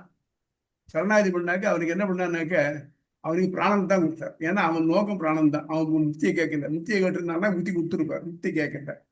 அதே மாதிரி திரௌபதி புடவை கேட்டா கிடைச்சி விட்டு. விபீஷணன் மனசுல வந்து லங்கை அழிஞ்சு போறதே, இவ்வளவு பெரிய சாம்ராஜ்யம் வீணா போறதே, அண்ணாவோட பிடிவாதத்தால தப்பான நடவடிக்கைனால அப்படின்னு நினைச்சிட்டு இருந்தான். அதனால என்ன பண்ணாக்க அவனுக்கு முக்தி கொடுக்கல. இதை முடிச்சுட்டு நீ கடைசியில இந்த பிரளயம் முடியச்சு என்கிட்ட வா அப்படின்னு சொல்லிவிட்டு அவனுக்கு லங்கா ராஜ்யத்தை கொடுத்தார். ஆகவே யார் வந்து எதை நினைச்சுட்டு சரணாகதி பண்றாளோ அது கிடைக்கும். ஆனால் எனக்கு வேற ஒண்ணுமே வேண்டாம், உலக ஐஸ்வர்யம் ஐகிகம் தான், உலக அனுபவம் எதுவுமே வேண்டாம் எனக்கு, எனக்கு நீ ஒண்ணுதான் வேணும் எனக்கு அப்படின்னு யாரு போறாளோ அவளுக்கு தான் முக்தி முழுமையா கிடைக்கும். படிங்க. அடுத்தது வந்து முக்தி பலாதிகரணம். முக்தி கிட்டும் கால வரம்பு களம் எப்ப கிடைக்கும்னே கிளியரா இதுல சொல்லிட்டாங்க. எப்படின்னா, முக்தி வந்து வினை எல்லாம், முக்திக்கு தடையா இருக்கிற வினைப்பயன் இருந்தா அதெல்லாம் ஏதாவது ஒரு சின்ன ஆசை இருந்தா கூட அது நீங்கிய பிறகுதான் முக்தி கிடைக்கும். ஜீவாத்மா என்னன்னா, நம்ம ஜீவாத்மா என்ன பண்றோம், ரெண்டு தவிச்சுட்டு இருக்கோம். ஒண்ணு வந்து நிலையில்லாத வாழ்க்கை, எப்போது வேணா முடியும், எப்ப முடியும்னு நமக்கு தெரியாது. பிறந்து நம்ம சின்ன வயசுல தெரியாது, கொஞ்சம் வயசானவனே நமக்கு தெரியும் எப்ப வேணாலும் நிலையில்லாத. இன்னைக்கெல்லாம் டக்குன்னு நன்னா இருக்கிறவங்க போயிட்டாங்க அப்படி இப்படிலாம் நியூஸ் வரும். சோ எப்ப வேணா முடியும். அதுக்கு நடுவுல பிணி இருக்கு, பாசம் வேற, பயம், கவலை, இதுக்கெல்லாம் நடுவுல இருக்கும் ஒரு நிலையில்லாத வாழ்க்கை. அடுத்தது சரி பிரம்மத்தை போலான்னு பார்த்தா அது அறிய முடியாத பிரம்மமா இருக்கு. இன்னைக்கு உட்கார்ந்து யோசிச்சோம்னா கூட எவ்வளவு நேரம் யோசிச்சாலும் அது என்னன்னு புரியாது. புரிய முடியாத ஒரு பிரம்மம் இருக்கு. உணர்றதுன்னா எப்படிடா உணர்றதுன்னு தெரியாது. முதல்ல தெரிஞ்சதுன்னு எதை வச்சு உணர்றதுன்னு தெரியாது. இவ்வளோ ஃபுல் ஸ்ரீபாஷ்யம் படிச்சுட்டு கடைசியிலயும் உட்காந்து யோசிச்சாலும் நமக்கு பிரம்மத்தை புரிஞ்சுக்கவும் முடியாது. அப்ப நாம யாரு, எங்க இருந்து வந்திருக்கோம், எங்க போறோம், என்ன செய்யணும், இதான் 4 கொஸ்டின் முதல் சாப்டர்ல சொன்னது. நாம யாரு, எங்க இருந்து வந்திருக்கோம், எங்க போக போறோம், என்ன செய்யணும், எந்த பார்த்து எங்க போய் அடைய போறோம். இதுக்கு வந்து கடைசியா நமக்கு இருக்கிற ஒரே ஆன்சர் வந்து சரணாகதி தவிர வேற வழியே கிடையாது. வேற வழி எதுவுமே இல்லவே இல்லை.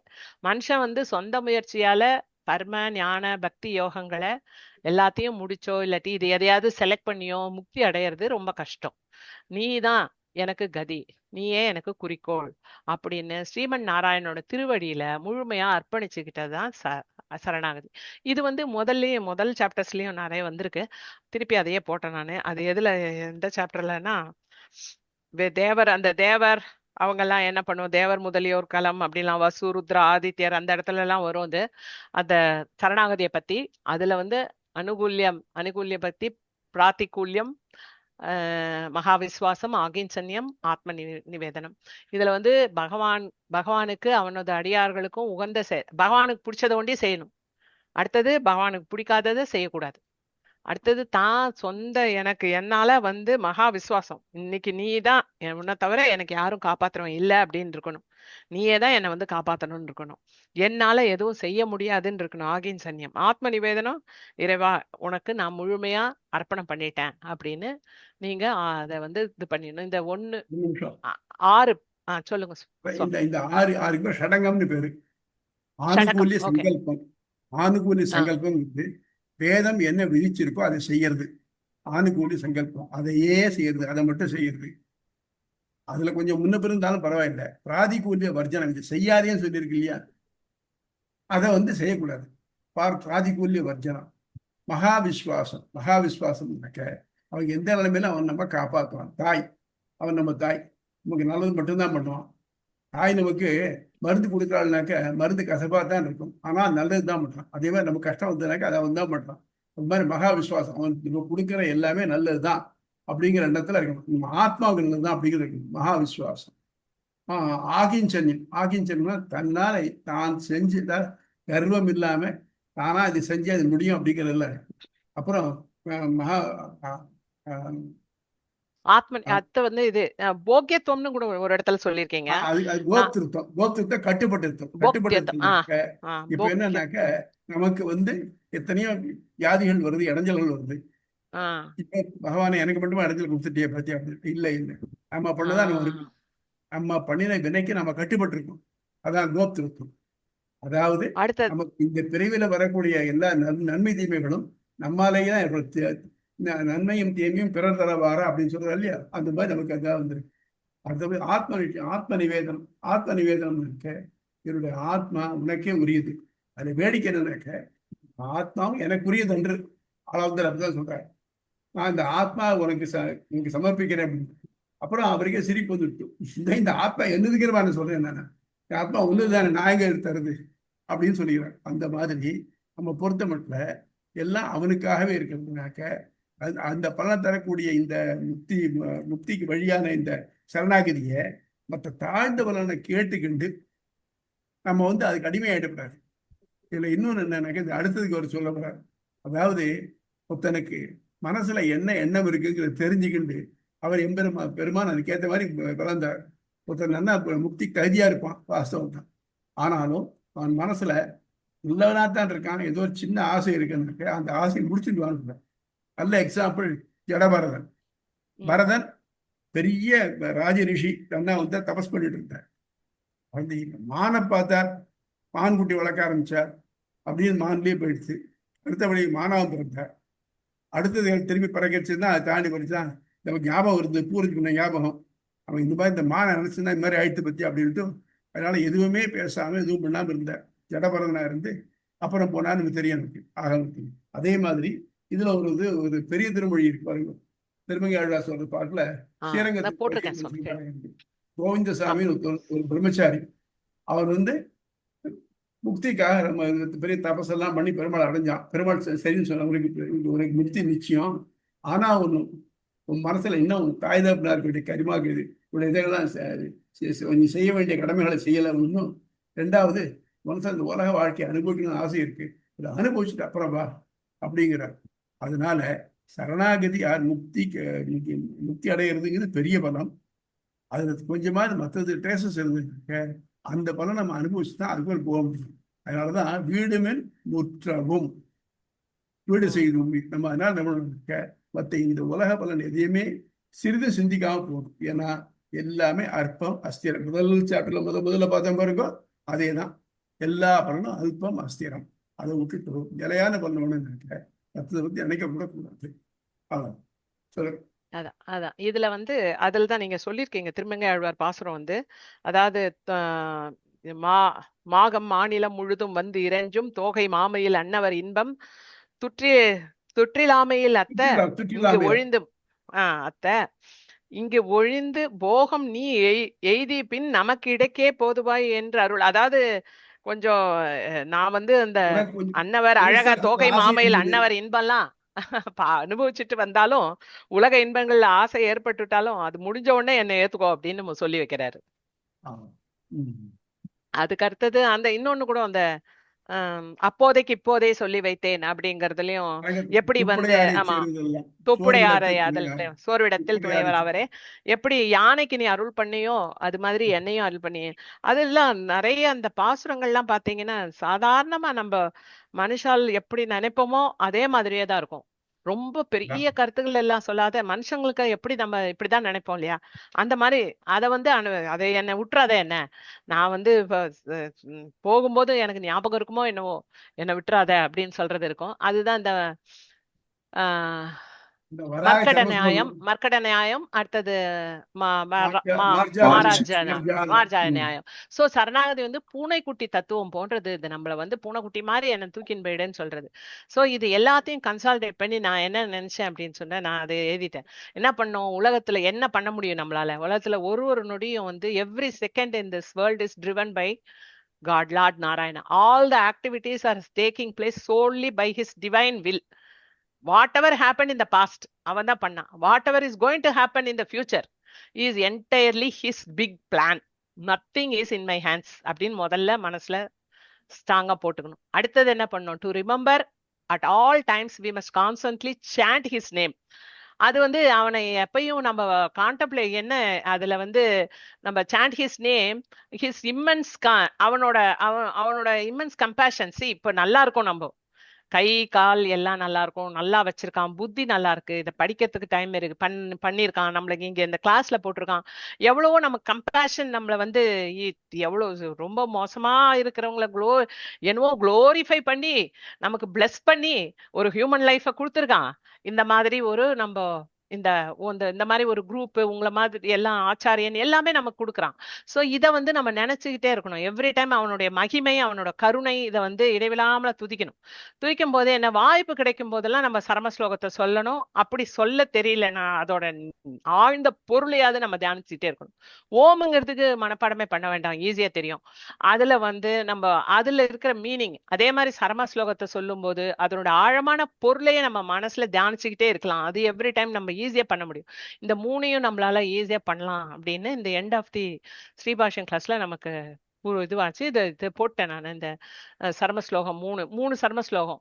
உன்னால இது வந்து கிருஷ்ணர் பகவத்கீதை சர்ம ஸ்லோகம். அடுத்தது வந்து இது ரொம்ப ரொம்ப ராமரோட இதுல கூட நான் என்னோட மாறாத விரதங்கிறாரு. நான் இதை வந்து நான் இதா வச்சுட்டு இருக்கேன், நான் விரதம் வச்சுட்டு இருக்கேன். இது மாதிரி எல்லாரும் என்னை வந்து யார் சரணடைறானோ அவனை விட மாட்டேன் அப்படின்னு சொல்லி நமக்கு இப்படியே இது போட்டு தராரு, சீல் போட்டு தர மாதிரி தராரு. அடுத்தது இங்க பாத்தீங்கன்னா இதுல வந்து அடுத்த வராக இன்னும் கூட, ஏன்னா நான் மறந்து எனக்கு உலக வியாதி வந்து எனக்கு என்ன ஞாபகம் இருக்குன்னு தெரியாது. மோஸ்ட்லி இப்ப எல்லாம் பாத்தீங்கன்னா death is not at all happening at house, everybody is dying. அதான் முதல்ல சொல்லி ஒரு இடத்துல பார்த்தேன், birth and death used to be at home earlier because all the children used to born in at home. Death இப்ப அது கிடையாது. எல்லா குழந்தைங்களும் ஆஸ்பத்திரியில பிடிக்குது, டெத்தும் ஆஸ்பத்திரியில தான் நடக்குது. இங்க சுமாரா இருக்கும் போதே எல்லாருமே கொண்டு போய் அங்க வச்சுடுறான். சோ அங்க இருக்கும்போது அவர் என்ன நமக்கு ஞாபகத்துல எது இருக்குன்னு நமக்கு தெரியாது. சோ இந்த மாதிரி அவனை என்ன நினைக்க தேவையில்லை, அவன் என்ன நினைக்கவே வேணாம், என் பக்தனான அவனே நான் நினைவில் கொண்டு அவனை நேரா வந்து நானே கூட்டின்னு போயிடுவேங்கிறார், பரமபதத்துக்கு அழைத்து செல்வேங்கிறாரு. இந்த மாதிரி நமக்கு வந்து சீல் போட்டு கொடுத்துட்டார் 3 ஸ்லோகத்துல. சோ இதோட மீனிங்காவது அட்லீஸ்ட் ஸ்லோகம் மனப்பாடமா வரலன்னா மீனிங்காவது நம்ம வந்து ஞாபகம் வச்சுக்கிட்டு நம்ம ரெஸ்ட் ஆஃப் த லைஃப் நல்லபடியா ஓட்டணும். நன்றி சுவாமி. என்ன இருந்தது, நல்லா ப்ரிப்பேர் பண்ணிருக்கீங்க. இன்னும் கொஞ்சம் ரிஃபைன் பண்ணுங்க, வேற ஒண்ணும் இல்லை. அது வந்து வானப்பிரஸ்தத்தை போட்டிருக்கீங்க, நீங்க ஒரு படம் காமிச்சீங்க இல்லையா? அதான் போட்டேன். இதோ வானப்பிரஸ்தம் போட்டிருக்கீங்க. அது தெரியும் சுவாமி, அது காடெல்லாம் வரல சுவாமி. அதுல நீங்க அவன் காட்டுல இருக்கணும், நீங்க சொல்றது அவன் கோயில்ல நின்று கோவிலுக்கு வந்தானாக்க அவன் வானப்பிரஸ்தத்தை நழுவிடுறான், அவன் பதிதான் ஆயிடுறான். அது புரியும். அவளுக்கு உள்ள கடமையை செய்யணும், வர்ணாசிரமத்தை செய்யணும். அதுல இருந்து நழிவு இருக்க அது வந்து பெரிய பாவம், அது எல்லாத்தையோட பெரிய. அவனை வந்து காட்டுல போட்டிருக்கணும் அந்த இடத்துல. அது ரைட். சரி, நன்றி சுவாமி. வேற ஏதாவது சந்தேகங்கள், டவுட்ஸ், வேற क्वेश्चंस? உமா ரொம்ப நல்லா இருந்தது உமா, உங்களுடைய எக்ஸ்ட்ராவா உங்களோட சிந்தனை. ஆமா, ரொம்ப அருமையா இருந்தது. அந்த இதை ஷேர் பண்ணுங்க, நீங்க அந்த ப்ரிப்பேர் பண்ணிருக்கீங்கல்ல. அத கட்டாயம் பண்றேன். அந்த பயம் இது வந்து ஒரு பிரம்மம் வந்து புரியாது. எவ்வளவோ படிச்சோம், ஒளிமயமானது, பெருசு, சின்னது, இதயத்தின் வடிவமானது. நீங்க கொஞ்சம் மாத்தணும், நிறைய ரிஃபைன் பண்ணது ஆறுல. ஆமா அது தெரியும் பாக்குறேன். 2-3 யாரையாவது இவங்க கேக்குறேன், நான் ஏதோ நோட்ஸ் எடுத்தது அங்க எடுத்தது இங்க எடுத்தது. சரி, இல்ல அதுக்கு தனியா ஒரு கவியே இருக்கு. ஆரணம் வகுத்த அறநெறி நடத்தலும் ஆரணம் விலக்கி அல்லறி நீக்கலும் பூரண மனத்தோடு அவனடி பணிதலும் இத்துணை தாழ்ந்தவன் என்னும் நிலைமையும் அந்த இதை கவியை சொல்றேன் உங்களுக்கு. அது அது வச்சிருந்தீங்கன்னா உங்களுக்கு ஈஸியா ஞாபகம் வரும். அந்த அந்த சரணாகதி தத்துவங்கள் 6. ஆமா, அதான் ஷடங்கம்னு பேரு. அது என்ன பாட்டா இல்ல? ஆமா பாட்டு லட்சணம். அது வந்து சரணாகதி லட்சணம்னு சொல்லுவாங்க சுவாமி. ஆணுக்குள்ளே ஷடங்கம் இருக்கு. அதுல என்னன்னாக்க ஒருத்தன் உண்மையா சரணாகதி பண்ணிட்டான இதெல்லாம் அவனுக்கு தெரியாது, எனக்கு வேதம் தெரியாது, இது தெரியாது, எல்லாம் தெரியாது. ஆனா சரணாகதி பண்ணிட்டான்னாக்க இதெல்லாம் தானே ஏற்பட்டு கிடக்குது. அதுக்கு ஒரு நல்ல அழகான வார்த்தை கொடுத்துருக்காங்க நம்ம முன்னோர்கள். என்னன்னாக்க இது அவகாச ஸ்வேதம் போல. ஒருத்த வந்து நெல்லு குத்தின்னு இருக்கா, இத்தர்ச்சியா நேரத்து வேர்வை பெருக்கிறது. நோக்கம் வேறு பெருக்கிறதா இல்ல, நெல்லு குத்துறதான், நெல் அரிசியாக்கதான் நோக்கம். அப்போ அதே மாதிரி நான் சரணாகதியை முக்தி அடைகிறதான் நோக்கம்னு பண்ணிட்டு இருக்கச்சு அவன் சின்சியரா பண்ணினானாக்க அது தானாக இந்த 6 ஏற்பட்டு போயிடும் அப்படிங்கிற அவகாச ஸ்வேதம் போல அப்படின்னு. அந்த அதுல ஒரு பாட்டு இயற்றி இருக்கேன், அந்த பாட்டு உங்களுக்கு அப்புறம் காமிக்கிறேன், சொல்றேன். அதான் அந்த தேகாவசானே மோட்சம் அப்படின்னு அந்த ஒரு லைன் சொன்னீங்க நீங்க. அது ஒண்ணு இருக்கு. அது வந்து தேகாவசானே மோட்சம்ங்கிறது 6 வார்த்தையில தேவபெருமாள் திருக்கச்சி நம்பிக்கிட்ட சொல்லி அனுப்பிச்ச 6 வார்த்தையில தேகாவசானே இந்த பிறவிலே மோட்சம். அப்படிங்கிற ஸ்பெஷாலிட்டி என்னன்னா இந்த பிறவிலே மோட்சம். பக்தியா இருந்ததுனாக்க மோட்சம் கிடைக்கும், இந்த பிறவிலே கிடைக்கும்னு சொல்ல முடியாது. பிராரப்த கர்மம் அப்படிங்கிற மட்டும் இதுல இருந்து தான் இருக்கணும் அப்படின்னு சொல்லி அதுதான் வித்தியாசம். அதாவது இன்னொன்னு வந்து அந்த 3வது அத்தியாயத்துல வந்து பார்த்தா ஃபர்ஸ்ட் எடுத்தோன்னா வைராகிய பாதம் வந்தது. ஆத்மா எப்படிப்பட்டது, அது பஞ்சாக்னி வித்தை இதெல்லாம் வரும். அடுத்தது உபயலிங்க பாதம். 3வது குணவசம்ஹார பாதம். அடுத்தது குணோபசம்ஹார பாதம். இது வந்து லாஸ்ட் வந்து அங்கபாதம். 4 பாதங்கள் இந்த அங்கபாதம். இந்த வேதத்தோட முதல் எழுத்து ஓம்ங்கிறது கூட நம்ம முதல் எழுத்தால வேதம் தொடங்குது. அது வந்து வேதாந்தத்தில் நிலை பெற்று இருக்காம வேதத்தில் முதல் எழுத்தா இருக்கான். அவன் உலகத்துல வந்து முதலும் முடிவா இருக்கிறான், அதோட காரணமா இருக்கிறான். அத முடியும் போதும் ஓம்னு முடியுதுன்னு நீங்க அத ஃபுல்லாவே இதா சொன்னீங்க. அதோ வேதா ஸ்வதோ போக்தா அப்படின்னு ஒரு ஸ்லோகம்.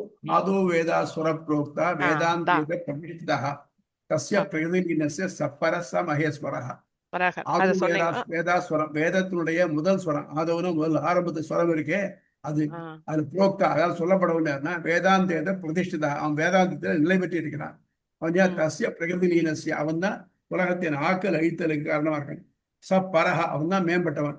மகேஸ்வரஹ, அவன் தான் பெரிய ஈஸ்வரன், எல்லாவற்றையும் தன்னுடைய செல்வமாக உடையவன் அப்படின்னு இதை ஆரம்பிக்கிறது. இதுல வந்து நாராயண உபனிஷத்து தான் ஆரம்பம். நாராயணத்துல போர்ஷன் ஆரம்பம். அதுக்கு பின்னாடி தகர வித்யால நாராயணன் சொல்ற முடியாது, அதுக்கு ஆரம்பம் அதுலதான் வருது.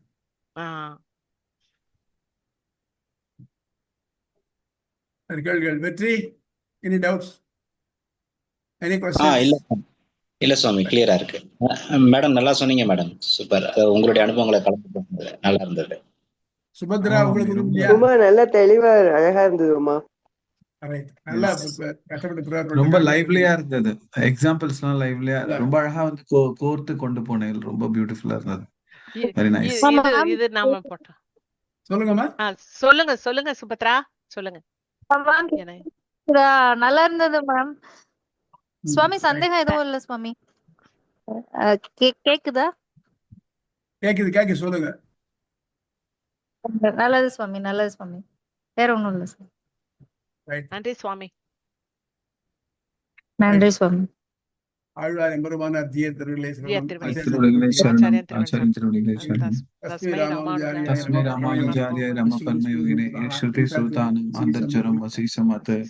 அடியன் தாசன் சுவாமி சேவிச்சுக்கிறேன்.